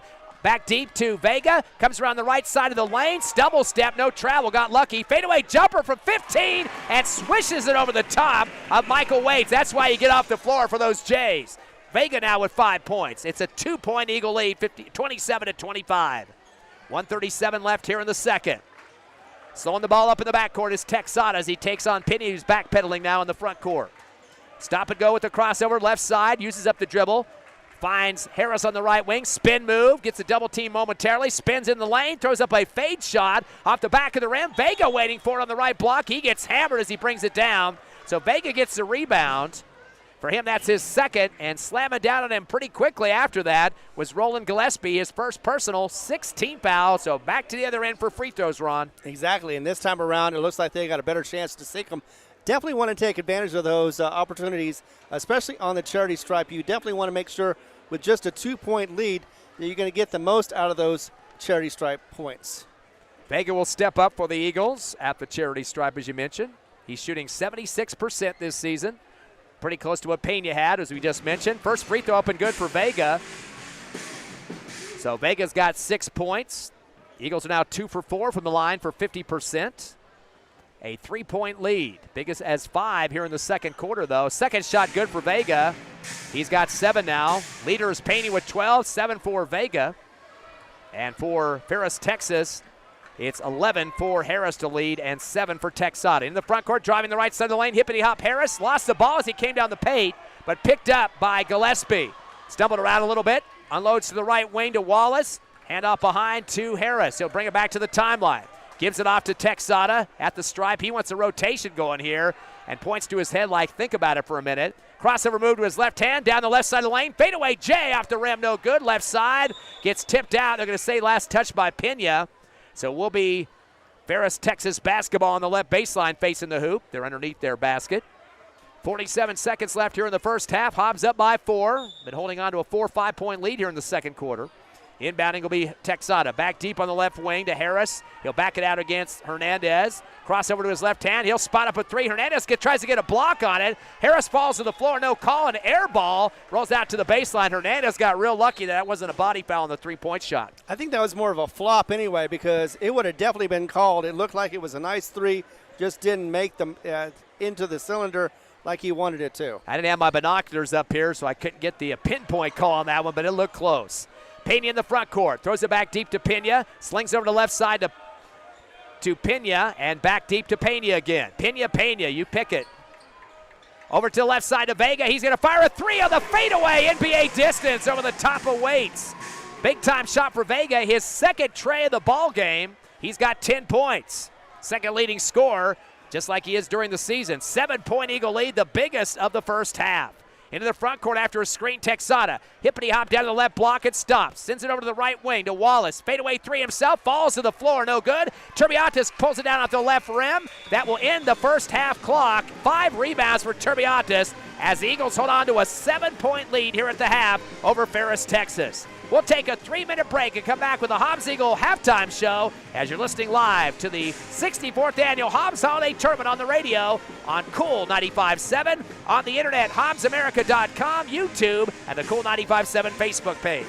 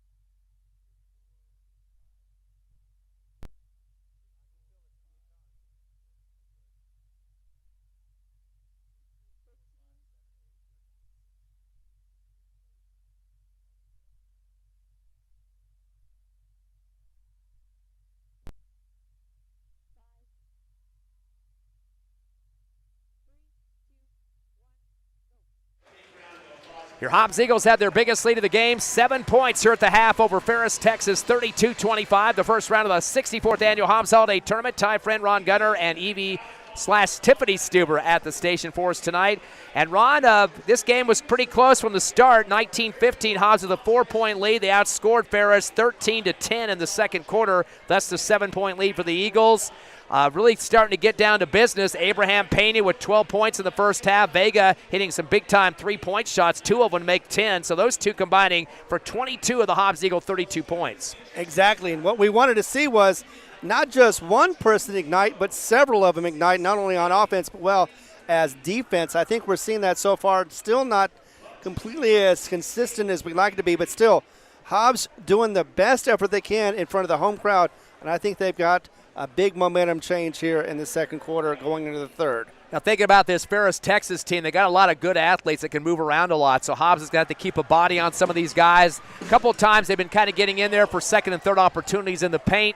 Hobbs is just kind of hoping they're going to keep missing off the rim a little bit because their touch hasn't been exactly there for Ferris yet. But if it starts dropping in the paint, that could be a problem. But right now, Hobbs holding on to that 7-point lead. Let's look at the point production first for Ferris, Texas. They're doing their half-court shots here for the big money at the Hobbs Holiday Tournament. So the oohs and ahs you're hearing is in the background there. Josiah Harris leading the squad with 11 points for Ferris. He's got 5 rebounds, also the leader in that category. Jordan Texada with 7 points and a rebound. Well, too many free throws for that kid, though, and that's something they're going to have to be watching out in the second half. He is 5 of 7 from the line so far. Aaron Wallace has 4 points and also 4 rebounds. And we had Kendall Cunningham shooting a half-court shot there from the Hobbs Lady Eagles here at halftime, so she almost hit it off the back of the rim, almost got the big money there. Also scoring for Ferris, Julio Morales hit a tray for 3 points, does have 4 rebounds. So just 4 scores for Ferris in the first half. They went 5 of 8 from the free throw line for 62%, had only 4 turnovers and 18 rebounds, got the Eagles by 2 off the glass in that one. On the Hobbs Eagles side, 2 in double digits. We already mentioned that. Abraham Pena, 12 points, 1 rebound. He is 1 of 3 from the charity stripe. Braylon Vega with 10 points, 2 rebounds, has a tray and 2 for 2 on the line.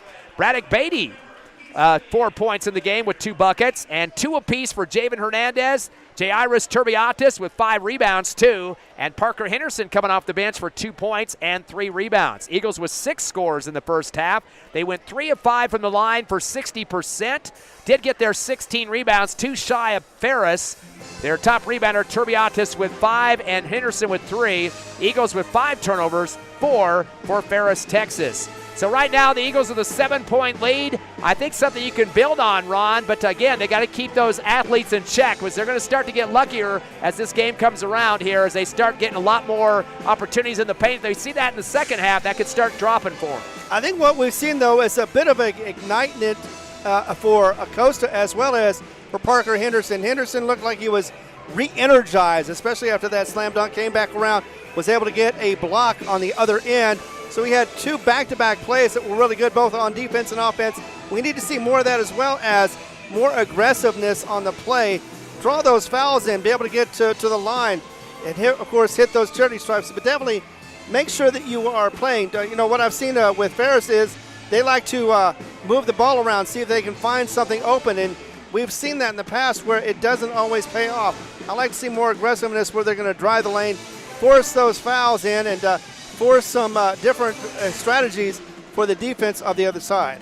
Now last year the Eagles were tied at 12-12 after down 5-0. They got 4 3-pointers, went up 12-10, and then it was a tie ball game after that. They led at the half break 30-16. And then definitely got themselves going in the second half. Ended up winning by 12 in that game, 10 I should say, 66-56. So kind of close at the early parts, but just like in this game, Hobbs starting to extend it a little bit. Probably getting a lot of help from the 6th man here at Task Arena. We're at the half here in the 64th Annual Hobbs Holiday Tournament first round. Eagles 32, Ferris 25. We'll be back in 3 minutes for more second half action. Stay with us live on the Hobbs Eagle Network.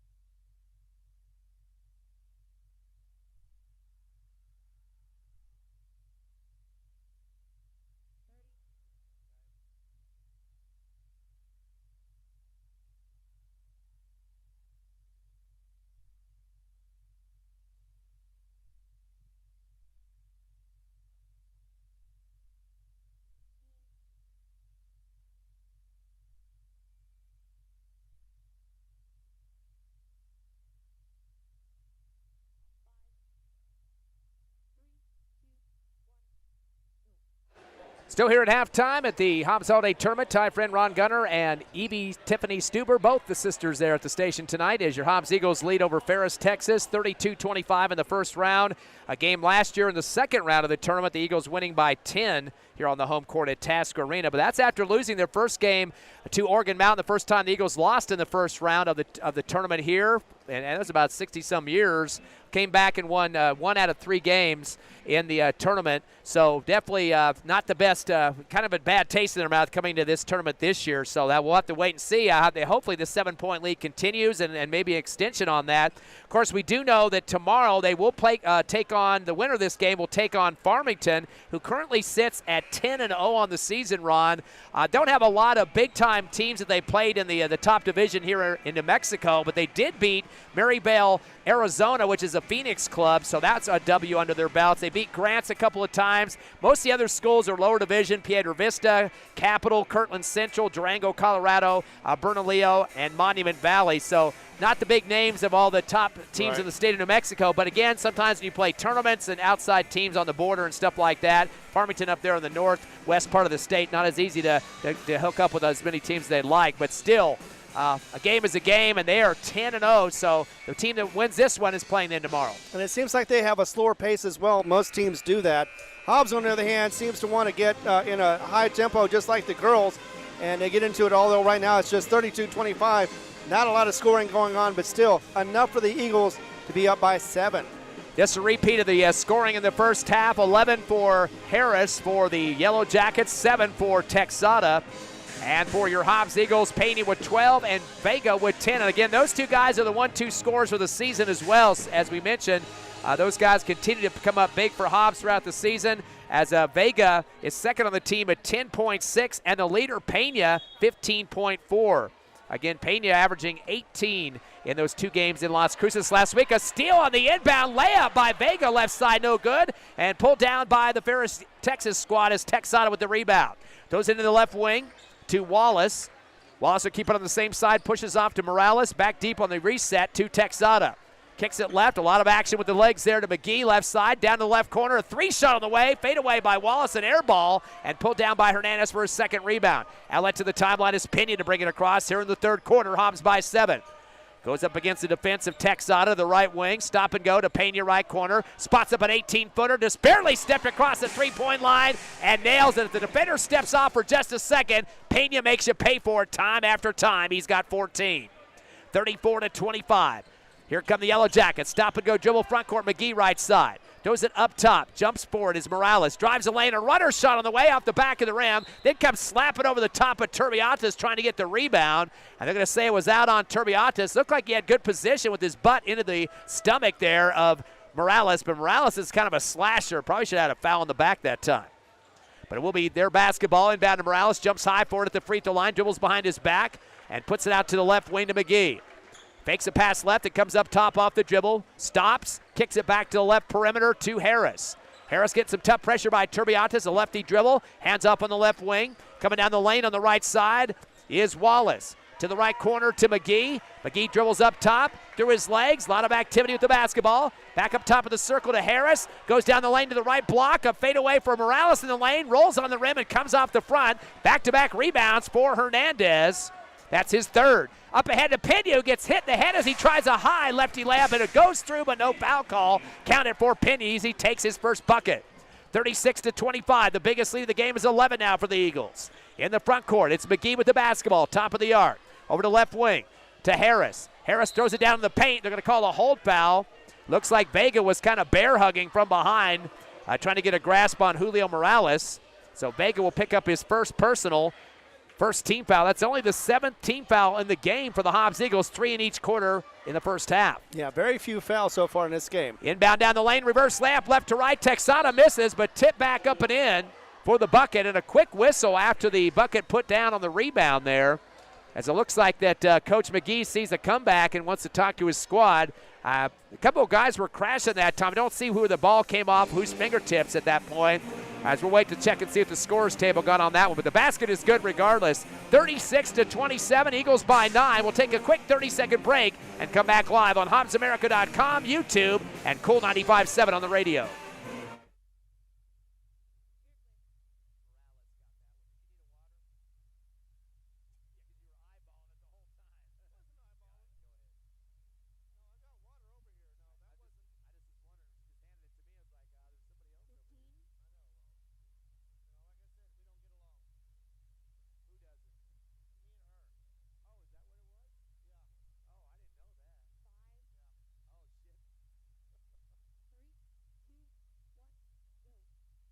Back quickly after a timeout. The Eagles basketball after a made bucket by the Yellow Jackets. Coming down the lane after a pass. A windmill layup right to left. Off the glass. Counted for Pena. NBA style that time. Pena with 14, make it 16 points after the layup and was fouled going up. They get the foul call against Harris, his first.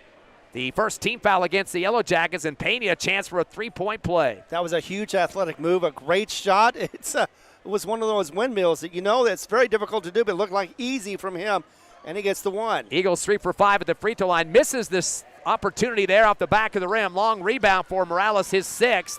Throws it down the lane to the right block. Fade away for Harris, trying to get himself in position in front of the rim, and they're going to call the body foul. His shot comes off the iron, but he'll get a chance for some free throws as the foul comes against Jairus Turbiatis, his first, second team foul. So that will put Harris on the line, who is 0 for 1. They are 5 of 8 from the charity stripe, are the Yellow Jackets at 62%, their first free throw here in the second half. First shot's up and good. He's got 12 to lead Ferris, Texas. Leading scorer for the Eagles so far, Pena was 16. He's got 4 here in the third quarter. And 10 for Vega. Second shot is up and good for Harris with 13. 38-29, back to a single-digit lead for the Eagles at 9. Ball up the near sideline. Hernandez in the front court, dribbling behind his back, left side. Back deep to Vega, fakes an NBA three, drives to the rack. He saw some space, goes hard with a finger roll left off the glass and scores. Beautiful move by Vega. Saw the big gap down there and gets his 12th point. 40-29, back to an 11-point lead. In the backcourt, Blake McGee taking on Pena. Pena slides with him across the timeline, going left front court, top of the arc now off the dribble. Kicks it back to the left wing to Harris. Harris to the left side, a handoff to Wallace. Wallace zigzagging with it. Bounce pass to the left side once again to Harris. Back deep to the timeline, near right corner to Texada. In front of the Taskovich band. Goes around the left side of the lane off the dribble. Fade shot from the baseline. Abraham Pena skying off the floor. Knocking it in the air as it comes towards the rim. They're going to call a goaltend, I believe. But wait a second here. It wasn't even close. Yeah, it looked like it was on its way up, but I guess they are going to give the bucket. Yes, they're going to count the bucket on that one. It wasn't even close to making it, but either way. That should be a Blake McGee with his, no, that wasn't him. Let me double check who they gave that to. It looks like Jordan Texada got the bucket on the goaltend by Pena. Weaving through traffic in the front court, Beatty goes low to Henderson, who just checked in, missed the lefty layup, and it's pulled down by Ferris, by Wallace, his 5th rebound. Gives it off to Texada as he comes across the timeline. Your Eagles by 9. Over to right wing. Crossover move for Morales. Down the lane, hippity hop, and is rejected from behind, but they're going to call the jump ball as Henderson got a piece of it. He ricocheted his hand hard off that leather that time, but somehow kind of got it tied up on the ball itself and not the arm of the shooter. So it will be an arrow for the Eagles, which turns into a turnover for Ferris, their 5th. Pass to the timeline, far right. Stop and go for Pena, and he tries to get around him on the far sideline and bouncing into him. Should have got probably a block foul there, Texada, but they called the jump as Pena kind of presented the ball to him in the tie-up, so a turnover off the arrow as it will be Ferris basketball, the 6th turnover for the Hobbs Eagles. 40-31, 4:32 left. Eagles by 9 here in the third.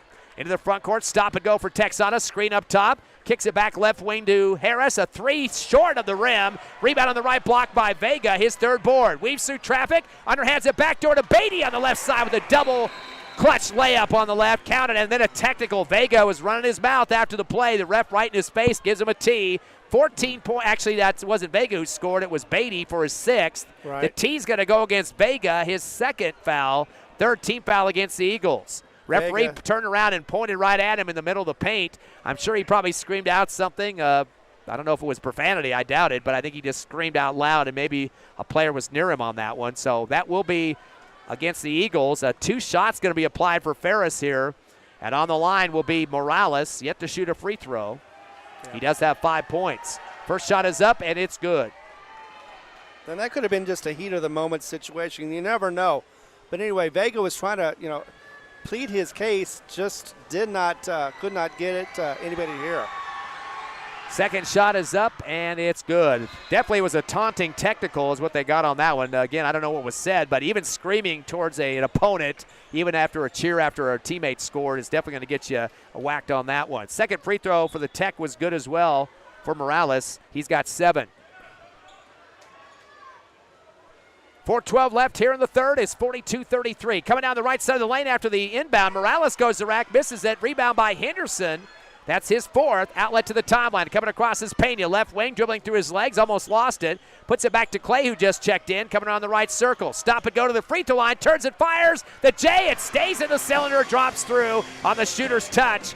As first points of the game for Clay here in the third. It's an 11-point lead once again here in the second half. Into the front court on the right wing is Harris. Drives the lane, fade shot in the middle of the paint, goes up against Henderson and Turbiatas. Got the two big boys, the trees coming down on him.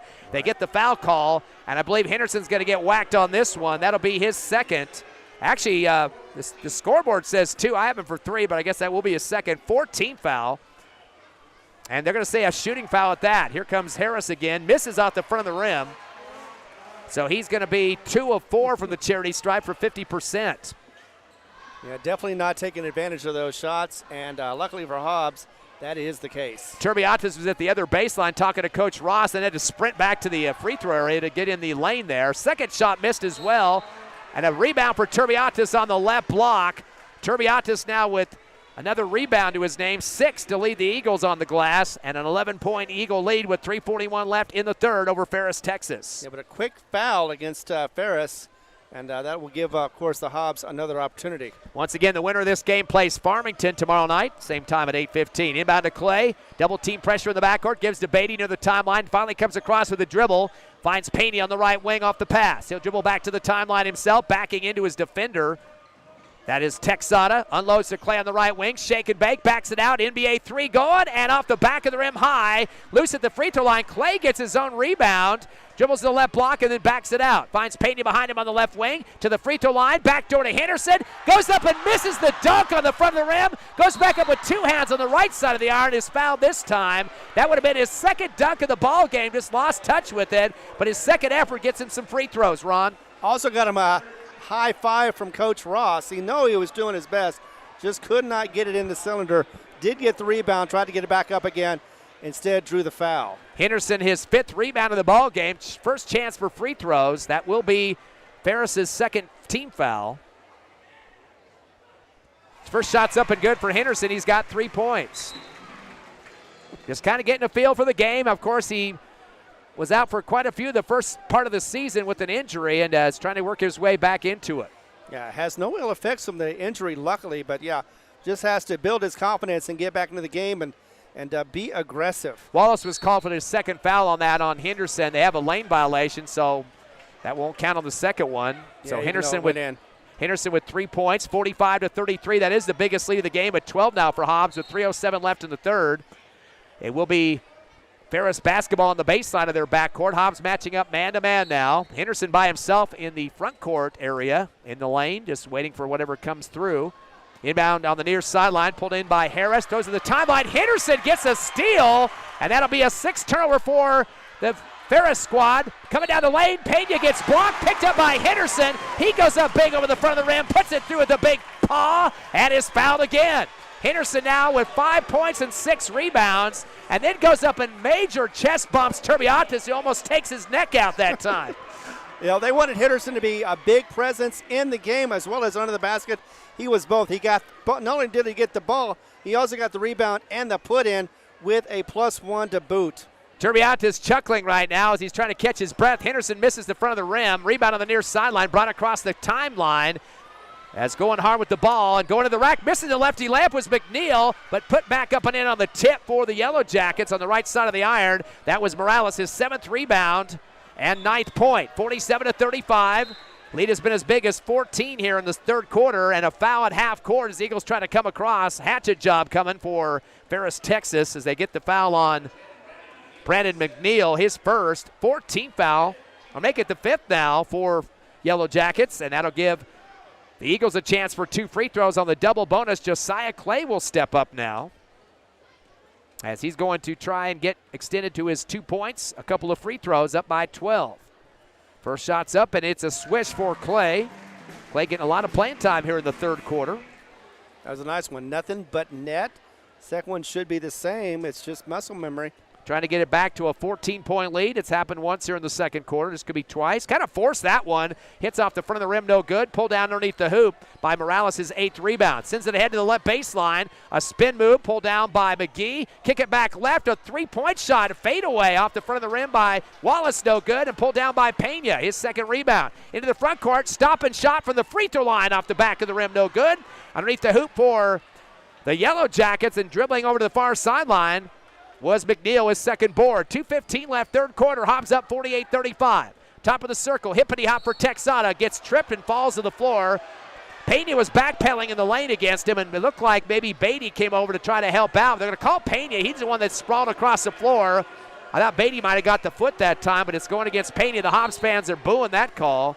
And so Pena has just picked up the foul. That will be his 3rd, 15th foul. So both teams in the double bonus, the final 2:10 of this 3rd quarter. Yeah, they were wondering exactly where the contact was that caused the foul. Either way, unfortunately, it got called against them, 2 for Ferris. Texada was 5 of 6. He misses the free throw there. Now 5 of 7. He has 9 points, trying to get to double digits. A leader for their squad for Ferris, Texas, Harris with 13. Eagles still have 16 for Pena as a leader, and 12 for Vega. Second shot for Texada is up, and it is good. He's got 10 points. 48-36, a 12-point Eagle lead. Inbound to Clay on the far side. Throws a long one down to Turbiante's right wing in the front court with a pivot. Spins down the lane. Shot from the free throw line as he put on the brakes off the front of the rim, no good. Henderson with the rebound, goes up strong with 2 hands high and puts it through on the right side of the rim. He's got 7 rebounds now and 7 points. 50-36, back up by 14 of the Eagles. 1:50 left, 3rd quarter. Coming across the timeline is McNeil. Top of the circle against Beatty. Help with Turbiantes to the left wing. Crossover for Morales. Stripped by Clay on the far right sideline. And they call the foul on the Yellow Jackets after the steal by Clay. That will be Ferris' 7th turnover, as Clay will get a chance for some free throws on the double bonus. They'll call the reach foul after the steal by Julio Morales, his 3rd. So both teams with the double bonus the rest of this 3rd quarter. Yeah, Hobbs is definitely coming to life both on offense and defense, and they definitely needed to do that this part of the season. So Clay will step up. He made a free throw earlier on a 3-point play. This one bouncing around the rim and good, now with 4 points. Perfect on the line, 2 for 2. Eagles have their biggest lead of 15 now here in the 3rd quarter. Could extend it. One more shot for Josiah Clay. He is up, and it is good. A switch. He's got 5 points, 3 for 3 on the line. 16-point lead for the Eagles. And a sub for the Yellow Jackets on the court now, Roland Gillespie, as he comes in for Julio Morales, who leaves with 9 points. 52-36, Eagles up big with 1:42 left in the 3rd over Ferris, Texas. Inbound comes to the far left sideline to Whites in the back. Throws it across the timeline to right wing to Harris. Double team pressure with Henderson and Clay. Gives it off left wing. Texada bouncing around his defender. Drives the rack. Scoop shot no good. Tip back up and in over the front of the iron by Gillespie. His 1st bucket and 2nd rebound. 52-38, a 14-point Eagle lead. Pena with a crossover move, but he kind of flops it over like a pancake on the far right sideline. Scoops it and flips it forward. They get the violation call behind him. That'll be the 7th Eagle turnover there in the backcourt. And that'll give it back to Ferris on their left wing inbound. Bounce pass to the timeline to Harris with 1:18 left of the quarter. Dribbles the top of the arc, drives the right side of the lane, tries a hook shot. Clay gets a piece of it with Henderson and off to the races. Clay on a 1-on, 2-on-3, drives the right side of the lane, a block foul. Tries to dish off at the last second. They're going to say he was up in the air, going to give him a 2-shot foul. Looked like he passed it off there on the back door, but giving him the benefit of the doubt on this one. He's going to get a break and gets 2 free throws. Actually, it's double bonus anyway with the foul totals. So, yeah, either way, with just over 1:10 to go, Hobbs is in the driver's seat for the fouls. As long as they can get them in, they're going to be able to extend this lead. Roland Gillespie gets the foul, his 2nd. Free throw up and good for Clay. Perfect on the line here in the 3rd quarter. 4 for 4, has 6 points now. Turbiante's going to take a breather, and stepping on for him, Brian Acosta. Henderson stays on along with Pena and Beatty. One more shot for Clay. Going to make it 5 free throws in a row if he gets this one, up by 15. Second shot is up and good, matching their biggest lead now. 16 points and 7 for Clay total. 1 minute remaining in the 3rd, 54-38 Eagles. Clay almost gets a steal on the inbound. Ball gets in the hands of McNeil. Drives the lane at the other end. Lost the ball. Costa gets a steal. That'll be the 8th turnover. Throws it ahead to Beatty. Goes to the rack. Double clutch on the right side. Misses the layup. Ball gets ricocheted on the Ferris Yellow Jackets. They try to save it. And bodies were flopping everywhere. And they're going to give it to the Eagles. They first pointed to Ferris, and then they switched it up as the fans started to boo the call there. Yeah. So that's going to give it back to the Eagles, as they had two guys pinballing it, both in orange and black jerseys. Yeah, the Ferris player went out of bounds. That was clearly going to be Hobbs' Eagle possession. Now, if you're facing the basket, the Eagles are the ones taking it out on the right baseline underneath their hoop. Henderson's getting sandwiched, but he's got about a 5-inch differential. Throws it into him, and a fadeaway gets sandwiched again and gets fouled as he tries to throw it up, knocked backwards, and he's kind of beat down a little bit on that one, had kind of shaken his wrist as he got up. They called the foul on that against Josiah Harris, and that's his 3rd personal, and the 17th foul. Doesn't matter, 5 is a double bonus. So now it'll be Henderson, who is 1 for 3, 33%, and has 7 points. So we get a chance for more free throws. Henderson really establishing himself in the paint, and the ricochet off the rim, front and back, no good on the first one. He'll get 1 more. Didn't quite have the touch on that one. Looked like it was a little too hard off the rim. Yeah, not getting a lot of air on this shot either. He's kind of throwing it just right towards the rim on that first one. One more shot for Henderson. A little bit more on this one. A swish now, puts it through. He's got 8 points, and now Malachi David will check in for Henderson. He gets a nice round of applause from the Hobbs Eagle faithful and gives the Eagles their biggest lead of this second half at 17 over Ferris, Texas, 55-38. 55 seconds left in the third. Quick inbound to the far sideline to Waits on the left. Back to the guard who threw it in, Texada. He dribbles hard across the timeline, down the middle, to the right side of the lane, turnaround jumper, and count it with a swish. Got his defenders sliding off of him, and Texada now with 12 points. 55-40 Eagles in the front court. Clay off to Beatty on the left wing. Slows it up a bit, looking for David, but decides not to throw it to him. David's trying to get pivoted and open up there on that left block. Beatty will keep the dribble alive on the left side. Crossover move to the left corner. Back to Acosta, fakes a 3 left. He drives to the crossover in the lane. Over to David on the right wing for 3, and there he is, counted. Coming off the bench for a big tray, Malachi David. His first points in the ball game, 58-40. Biggest lead for the Eagles, now 18 with 11 seconds left in the third. Cross-court pass to the left side. To McNeil in the backcourt. Gives it back to his guard, Texada, with 4 seconds. Top of the circle against Beatty. He's going to spot up a 3. Gets knocked in the face to the floor. Count the tray as David came up to double team with Beatty and threw the elbow almost right in the chin. Count the basket on the tray for Texada. Boy, that was a great follow-through for him after getting hit hard by David. So David got the tray at the other end and did not want opponent to get the same on the offensive end for Ferris, Texas.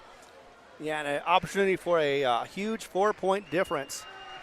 First shot is, or only shot is up off the back of the rim, no good, and Acosta comes down with the final rebound of the third quarter. No chance to throw that the distance for a shot at the buzzer. 58-43, the Hobbs Eagles with a 15-point lead here at the end of the third over Ferris, Texas. We'll be back in 60 seconds with the first round of the Hobbs Holiday Tournament live on Cool 95.7, HobbsAmerica.com, YouTube, and the Cool 95.7 Facebook page.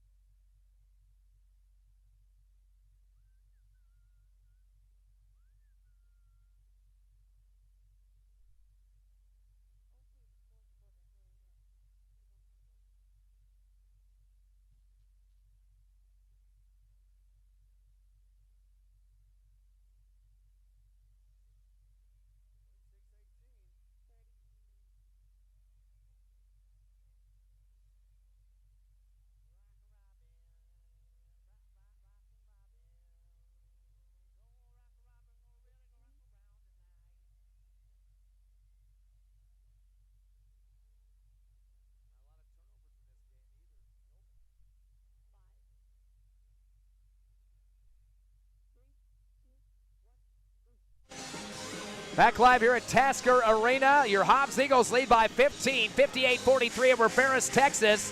First round of the 64th annual Hobbs Holiday Tournament live on Cool 95.7, HobbsAmerica.com, YouTube, and the Cool 95.7 Facebook page. Eagles will start the fourth quarter with a 15-point lead. Ferris, Texas leading scorers, Texada with 15, Harris with 13. And for your Hobbs Eagles, 16 for Pena, 12 for Vega, and 8 for the big man, Parker Henderson. And it will be Hobbs basketball to start this fourth quarter. As we get 8 minutes left, as Beatty gets the ball coming down the lane, gives over to Turbiatis, the shot from the left block, sails out the back of the rim, loose on the baseline, and goes out of bounds. And it will be, looks like Hobbs basketball, last touched by the Yellow Jackets. Getting a lot of aggressive play with Hobbs, and that's the reason why they lead right now.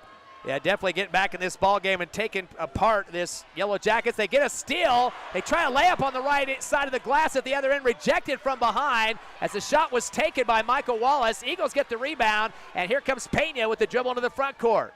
Sends it down to Vega, right corner. He's going to put up a three and swishes it. Braylon Vega with 15 points on 3 trays in this game. Plenty of time. Yeah, Hobbs Eagles matched their biggest lead in 18 here in the fourth quarter. 7:18 remaining, a 3-shot from the other end for Michael Waits. It's an air ball, rebound in the left block, turnaround hook shot on the rebound, put back up and in by Morales. He's got 11 points and 9 rebounds, working on a double-double for the Ferris Yellow Jackets, 61-45. In the front court, Hernandez hands it off to Pena. Pena gets a screen from Vega, drives the right side of the lane, gets tripped, still is able to fall forward and scoop shot towards the rim. Face almost hits the deck. He comes off the back of the iron on the layup. He's laying flat on the ground and gets helped up by Turbiatis and Pena, but the foul called nonetheless as the foul charged to Brandon McNeil. That's his third. And that will be the first team foul here in the fourth quarter. So on the line will be Abraham Pena. He is 1 of 4 from the charity stripe. Definitely wants to improve on that. Came in at 77%, 25% right now, and a brick off the back of the rim on the first one. Still leads the team with 16 points, though. But right on his tail now, Vega, who just made that 3-shot a few seconds ago, now with 15. So it looks like Pena will like to try to extend. And he misses off the rim again on the backside. Beatty with the rebound in the right corner, his second. Gives back to Pena on the far right sideline near the scorer's table. 6:50 remaining in the game. Eagles by 16. Bounce pass back to Beatty near the timeline. He'll back it out. Stop and go. To the right elbow. Backs out again. Stop and go. Dribbles behind his back and back to the top of the arc. Returns to Vega at the timeline near left. In front of the Taskovich band. Spins. Underhands it back to Pena at the timeline. And Coach Ross calls a timeout.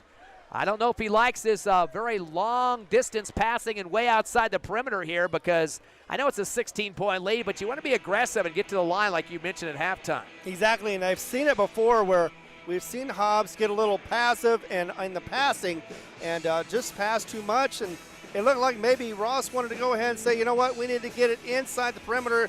If we can't try to get the shot outside the perimeter, let's see what else we can do. We're not doing anything right now.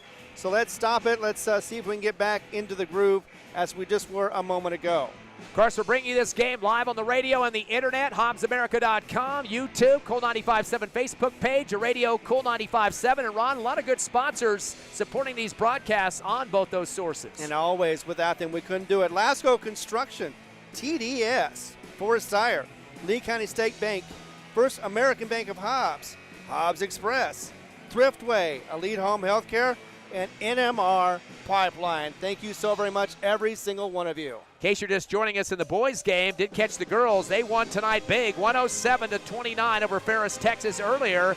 That means they will play El Dorado, team out of El Paso, tomorrow night, 6:15 pregame, tip-off at 6:30. That will be on our sister radio station, 100.5 The Eagle, and back again on YouTube. You'll get both games, the girls and the boys, back-to-back like you did tonight. Hobbs boys up 61-45 here in the fourth over Ferris, Texas, 6:30 remaining. After the timeout, Beatty in the front court, the crossover. Sails the pass over to Pena left side. Up top to Vega for 3, NBA distance. Off the back of the rim, a high bounce. Chasing it, Turbiatis tries to save it on the right baseline. Boy, Superman style, he sprawled out, dove, and unfortunately could not grip it to pull it back in. It goes out of bounds. Yeah, he tried to get into it, but, unfortunately he just ran out of real estate.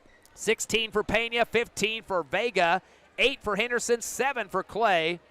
It's 15 for Texada for the Yellow Jackets, 13 for Harris. Eagles playing some D now. Long pass down to the right block for Ferris, and trying to go up strong with it is Harris. He gets fouled with a push in the back as they get a hand call there on Turbiatis, his second. First team foul on the Eagles here in the fourth. That will put Harris on the line. He had 4 free throw attempts in the third quarter, but it's just 2 of 5 overall for 40%. First shot is up and good. He's got 14 points. He's trying to tie the leader, Texada, who's got 15. Henderson returns as well as Clay, as Hernandez and Beatty will check out for the Eagles. Getting some low fives there from Coach Ross at the other baseline. Ferris going left to right on the radio dial. Second free throw up and good for Harris. 15 points for him.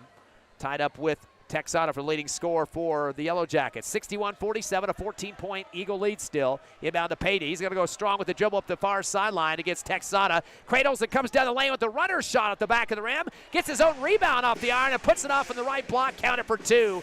Pena puts it down the hole with 18 points and 3 rebounds. Hobbs making the most of their opportunities. 16-point lead. Now in the front court is Texada. Goes around some pressure. Stop and go to the left baseline, but slides the pivot foot. They're going to get the travel. He got caught between Turbiatis and Hernandez between the 2 trees and didn't have an axe to chop away from it. Gets the travel. That'll be the night turnover. Both teams playing pretty clean basketball, though, Ron. It's not going to the double digits like some games before. Exactly, they are. Plus the fouls and the turnovers, yeah, very little of both. Boy, Clay gets bumped into pretty hard at the timeline. He's getting some tough pressure from McNeil. Comes across, pass to Henderson, gets it back on the left wing, back deep to Vega, who hands off to Payne at the timeline. 5:30 left in the contest. Eagles by 16. To Vega, the right wing, dribbles up top, gives it off to Clay. Gets the screen from Turbiatis to the right elbow, continues down the right side of the lane, pivot to the right and the left. Back over to Pena in the right corner. Pena goes baseline with the dribble. Windmill layup attempt, no, but he's going to give it off at the last second to Henderson right behind him on the right block. I don't think he actually shot that. It was a pass assist, and Henderson puts it down over the right side rim. Henderson with 10 points, his top scoring of the season. 65-47. Eagles back up by 18 to match your biggest lead. In the front court, down low with the pass to the left block. Morales goes up with a lefty layup, misses the shot, and we got a crash underneath us. It looks like Turbiatis gets crumpled up over the top of Morales. They're going to call the body foul. This looked like 2 guys getting their legs all tangled up, and Hobbs fans not liking the call on Turbiatis. And it usually goes one way or the other. Unfortunately, went against Hobbs. Luckily, though, there's no shots going to be happening for this because Hobbs is not in foul trouble yet. That's the third on Turbiatis. It'll be Ferris's basketball on the left baseline facing the hoop underneath. They give it off to the left wing on the inbound to Gillespie. Drives the middle of the paint, dish off right wing, a 3 on the way, and a switch put down by Morales. That's his second tray of the ball game. He's got 14 now. 65-50, still a 15-point lead. Vega going the distance down the lane. He shuffle passes off to the right baseline to Henderson, who lost control of the basketball. Gets knocked out of the near left sideline. Give it back to the Eagles. And Hobbs will have it in front of their student section here on the left sideline. And that'll be Vega to inbound. Feel the fans here from Ferris are not happy about that call. Inbound to Henderson underneath, left block, goes up big, gets swatted underneath the hoop, goes back up again, is fouled, count the basket. He was big over the left rim, puts it down the second time. He's got 12 points, 8 rebounds, and a chance for another free throw opportunity where he currently is 2 for 4 from the charity stripe. Yeah, the team looks completely different with an aggressive Henderson in there. He is definitely making it, could get a double-double with rebounds as well as points if he continues playing this way. And that's the 4th foul on Texada, second team foul against the Yellow Jackets. Free throw for Henderson is good. 13 points for Henderson. Best numbers of the season, 68-50, back to that 18-point lead. Stop and go dribble now in the front court for Harris. Comes down the lane and dishes off at the last second. A tip shot over the right side by Morales. Put it down for him. He's got 16. Pass to the half court to Pena. Runner shot down the lane. Henderson tries to tip it off the front of the iron. No good. Picked up at the free throw line by Turbiatis. That's his 7th rebound. Tries to dribble to the near left side. He gets bodied into. Almost knocks him to the floor. They've been putting a lot of arms and legs on Turbiatis in this game. They call the foul on McNeil, his 4th. That'll be the 3rd team foul. Eagles 2 away from the double bonus. Yeah, Yellow Jackets just getting a little too physical on the defensive side and getting called for those penalties. Painted inbound on the left sideline in front of the Taskovich band. A high pass in the lane on the inbound. Henderson misses the tip shot with 2 hands on the left side of the glass, and pulling it down is McNeil, his 3rd rebound. Comes down the lane, reverse left, gets shoved in the back as looks like Clay got a chop on him. Missed the shot underneath the hoop, but 2 free throws coming up for the Yellow Jackets as they call that on Clay. And for him, that'll be his 2nd personal, 3rd team foul. Both teams with 3 right now. As putting on the line McNeil, who's yet to score in the contest and yet to get a free throw opportunity. He has a chance for both at this point. First shot is up, and it is off the back of the rim, no good. Winner will play Farmington tomorrow night, 8:15. We'll have the pregame show around 8, depending on the end of the Hobbs Lady Eagles game prior to that. Farmington undefeated at 10-0. Second shot now for McNeil is a swish. He's 1 of 2 on the line, 68-53. His first point of the ball game. 15-point lead for the Eagles with 4 minutes remaining, and a timeout. Nope, no timeout. They got some subs on the court. Hobbs sticks with Pena, Turbiatis, Henderson, and Clay. Clay gets the basketball after throwing it in from Pena. He's going to go one-on-one against McGee, who we haven't seen for a while. Stop and go, Clay in the front court, up top to Pena. Getting a screen from Henderson on the left side, comes around the left cylinder, gets knocked to the floor. Boy, his body kind of crunched up and he fell backward. This got swiped at hard that time. They called the foul on Texada, who's just fouled out with 5. 14th foul. Texada will finish with 15 points. So he'll leave the game on the DQ. That's not yet a 2-shot foul. 1 away from that, the double bonus. And there's been several Yellow Jackets that have done that have got into the lane with the Hobbs trying to drive a lane. And unfortunately, they get into it, get fouled, and this time one of them gets fouled out. Michael Waits will check in now for the departing Texada, once again leaving with 15 points, 2 rebounds. It's on the free throw line 10 times in this game and made 6 of 10. Inbound to Turbiatis, top of the arc. Hands off to Pena, who gets bobbled. He has to chase it down right wing. Goes to the rack with it after that on a nice quick move with the dribble and scores. After a bobble that time, ball was thrown behind him. Pena now with 20 points. Eagles up by 17, 70-53 with 3.5 remaining. Top of the arc at the other end, McGee gives off left wing. 3 on the way, NBA distance for Harris. No good off the back of the rim. Rebound for the Eagles. That's Clay, his 3rd rebound. Into the front court, dribbles to the right wing. Through his legs, trying to challenge the defender to come out on him. Now down the lane, reverse layup on the left side and scores. Nice scoop off the left glass, counted. Clay took it to the hole that time hard. He's got 9. 72-53, a 19-point Eagle lead. Don't want to shortchange him 10 on that one. Coming across the timeline, McGee, stop and go, puts on the brakes, crossover move to the left wing. Continues to the corner, pivots, fires a hard one up top to Harris. Crossover in the lane, spins right, throws up a hook shot at the front of the iron. Henderson rips it down high for the Eagles. That's his 9th rebound. He's ready for a double-double. Outlet to the far side to Clay. He'll take on McGee. To the middle of the court off the dribble with his left hand. Behind his back, top of the circle. Over to Pena on the near left sideline in front of the Taskervich band. He'll back out to the timeline. Stop and go as he takes on Waits down the lane. Reverse layup left side. Nice play to the hole that time. Quick first step for Pena. He continues to add to his numbers in this ball game. He's got 22. 74-53, Hobbs by 21. In the front court, number 21. Morales going to the rack left side. Lost the ball at the last second and boots it himself out of bounds. He had Turbiatis right on his backside that time. He might have heard some footsteps. Yeah, you know, I love the fact that Hobbs has been getting the driving the lane, being able to get these nice little shots and have made a difference in this game. They're scoring 74. That is probably the most they've had this season, and they definitely look like they're having a lot of fun out there as well as doing so well. That's the 10th turnover, though, for Ferris, who's definitely not in this ball game at this point, down by 21, as you mentioned. The inbound to the far right side after some subs checking in. Mr. Soria is on the court with some nice crossover moves as he gets into the front court, gives it off to the right wing to Caceres, back deep to the timeline to Kano. Kano up top to David, coming back to get the basketball for the Eagles. Soria back deep to Acosta, drives the right side of the lane with a spin move, tries to kick it back up top, it's loose. David saves it on the near side, gives it back to Acosta, left block, dribbles in the lane, handoff and a shot on the runner in the middle of the paint by Kano, no good. Chase down top of the arc for Caceres, he'll spot up a shot from the free throw line, nothing but net. Jordan Caceres coming off the bench for his first bucket. The Eagles extend to 23 on the lead, 76-53. 1:30 left in the game. At the other end, McGee on the left wing, drives baseline. David rejects his shot, but there's a foul from behind first. It looks like Caceres got a piece of him. So Caceres will pick up his first 14th foul. That's not double bonus yet. We're going to see if this is a shooting foul. I guess they're going to say it was.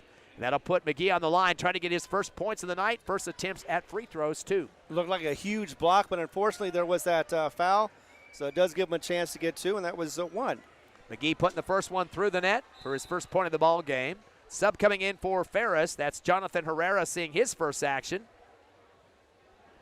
As he checks in for Morales, who's going to finish the ball game with 16 points. Also 9 rebounds, one away from a double-double. So I'm sure he's not too happy about having to leave here without getting that one final rebound. Second shot for McGee is off the back of the rim, no good. Underneath the hoop is David.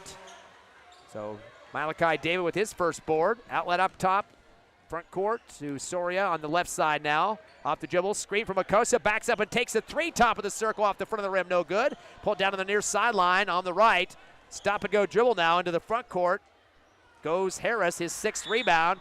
Comes down the lane, tries to go towards the hoop and forces himself towards that rim, and he gets fouled as David and Akosa tried to step up to put a body on him that time. They call the foul one of the Eagle guards instead. Jaime Aquino, that's his first, 15th foul. 2 shots now for Harris as he misses the first one off the front of the rim.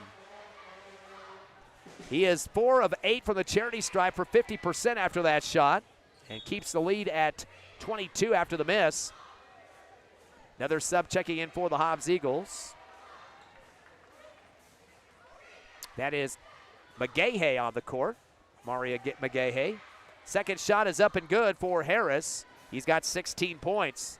Tied for leading scorer with Morales for the Yellow Jackets. 1:06 remaining, 76-55, Eagles by 21. Quick pass down to McDavid in the right corner. His 3 off the side of the rim. Gets his own rebound on the right block. Spin move, fade away in the middle of the paint. Gets it to drop with a nice follow through there for big man David. So David with 5 points and 2 rebounds, 78-55, Eagles by 23. In the front court, little handoff at top of the arc to Blake McGee. Drives the right lane of the double clutch, throws up a shot, gets rejected, tries to save it as it comes out the bottom of the backboard. And I think they're going to say the Eagles touched it last before it hit that back of the backboard. So it will be Ferris basketball right side of the baseline facing their hoop. Inbound to the right wing, jumping forward and bringing it down is Harris, guarded by David. He'll back it out. Clock to 35. Stop and go. Spins in the paint. Throws up a shot. Double clutch out the front of the rim. No good. Loose underneath. Then picked up by David on the left block. His 3rd rebound. Up ahead to a breaking Eagle. Going to the lefty side and laying it in for 2. Putting it down for 2 points for the Hobbs Eagles. McGahey, his first bucket of the game. 80-55. 25-point lead with 15 remaining. In the front court, a crossover move for McGee. To the free throw line. Spot shot from the left elbow off the front of the rim. No good. On the rebound on the right block, ripping it down for the Eagles. Jaime Cano is first, but Stone, a shot for 3 at the right side. Off the back of the rim for Harris, it's no good. David gets the last rebound of the ball game, and that will end it here at Tasker Arena. David with 4 rebounds. The Hobbs Eagles get the win, the first one of the Hobbs Holiday Tournament this season, 80-55 over Ferris, Texas. Hobbs improving to 4-5 on the season. And Ferris, Texas drops to 7-12. Eagles will play tomorrow night, 8:15, 8 o'clock pregame show, as they will take on a tough Farmington squad who is 10-0 on the season. We'll take a quick 3-minute break, come back with a Hobbs Eagle postgame show, live on the radio at Cool 95.7, on the internet, HobbsAmerica.com, YouTube, and the Cool 95.7 Facebook page.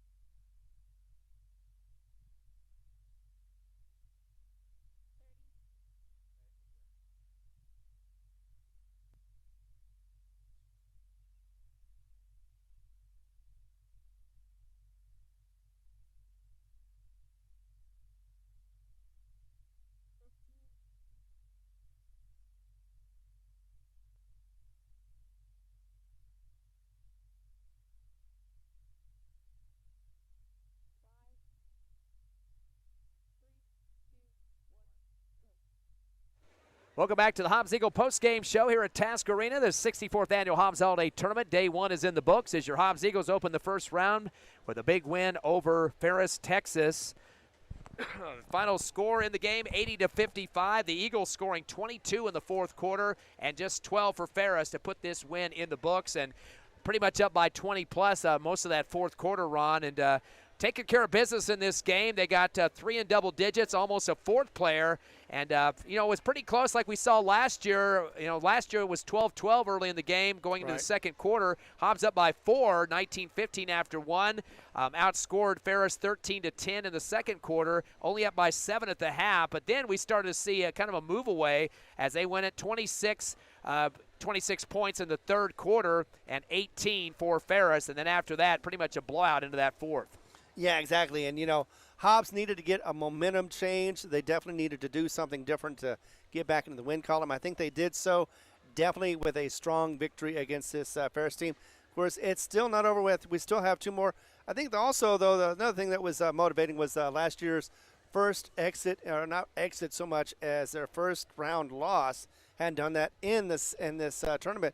So that definitely is a motivation speaker. If anything else, you got to say, look, we got to play for the coach. We're going to make sure that we get this. And even Reeves had said once, hey, look, if we get 20 points a quarter, we are bound to win. We have a much better chance of winning.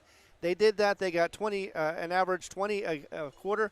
They got the 80 points, and they definitely got the victory on this one, both offense and defensively. So, yeah, you can definitely look at this and say this is a well-rounded team. This is a well-rounded game. And if they continue to move forward like this, they can definitely win games more often. And you mentioned that in the pregame show, too, about how coaches said from day one we can't have a one-scoring team, one player stepping up like we had last year with Mackey. We've had pretty much Pena and Vega throughout this season, but this game, 11 players get in the scorebook, so definitely a good situation here in the first round of the Hobbs Holiday Tournament. Let's look at Ferris, Texas's numbers. First of all, though, they get 3 in double digits, 2 at 16 each. Julio Morales got 16. He had 9 rebounds, almost a double-double for him. Hit a couple of trays, went 2 for 2 from the charity stripe, so he definitely was one of their workhorses. Josiah Harris had 16 points. He had 6 rebounds and quite a bit of free throw opportunities. He was 5 of 9 from the line.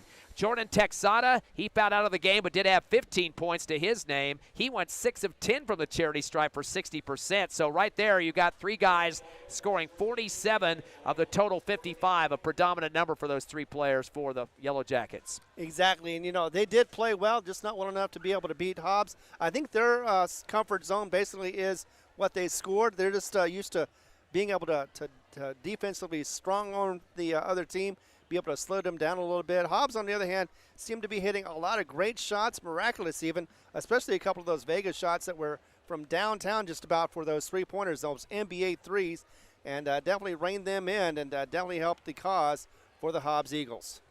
Other scores for Ferris included 4 points for Aaron Wallace. He had 5 rebounds. Roland Gillespie had a bucket for 2 and 2 rebounds. Blake McGee went 1 of 2 from the line for 1, and Brandon McNeil the same, 1 of 2 for 1, and he had 3 rebounds in the contest. They finished with 30 boards, 9 less than the Hobbs Eagles.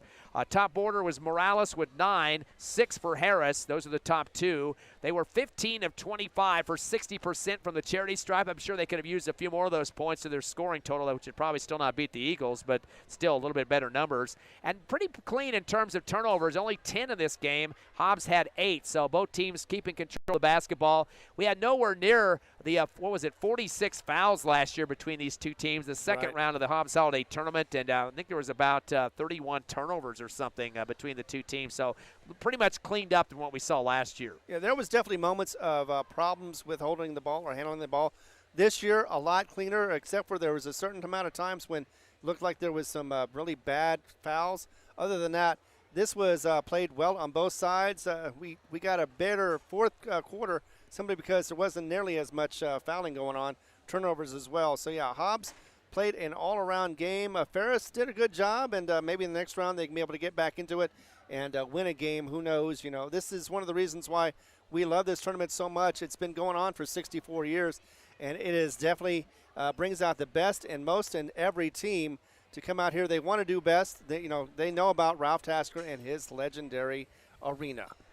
Ferris got 4 3-pointers in this ballgame compared to 5 for the Eagles. So let's look at the Eagles' numbers. Lots of guys stepping up, 3 in double digits. Abraham Pena with 22 points. He had 3 rebounds in the contest and also got 1 tray in the game. Not the best free throw shooting night. He came in at 77%, but tonight was 1 of 6. So that was one of the areas that probably a little bit of a downfall. But heck, who are you going to complain about when he has the leading score with 22, Ron?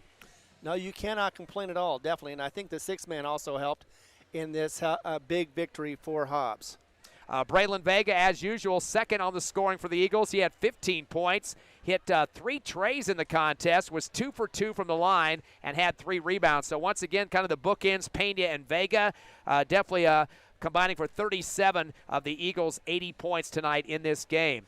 Parker Henderson coming off the bench early. He got 13 points and 9 rebounds, almost a double-double. And I think he proved the point which you've always made in pregame shows, get in the paint, get some penetration, get up high off the floor, and you're going to draw some fouls, which we did see in this game. He finished up 3 of 6 from the charity stripe, and again, 9 rebounds. So you got to really say that this kid was putting his heart on the line. Still, the touch is not perfect where you want to see it in terms of a missed dunk here, a missed pass here or there. But we see a guy that's starting to show some tenacity in the paint and not being just a stand back and wait. He's going to go after some people and get up high. Used all my words. Yeah, he's definitely getting more rebounds. He's also getting more shot opportunities. Yeah, he still doesn't have his touch yet, but once he does, you expect to see at least 15 points, maybe even 20 points a game for this big guy.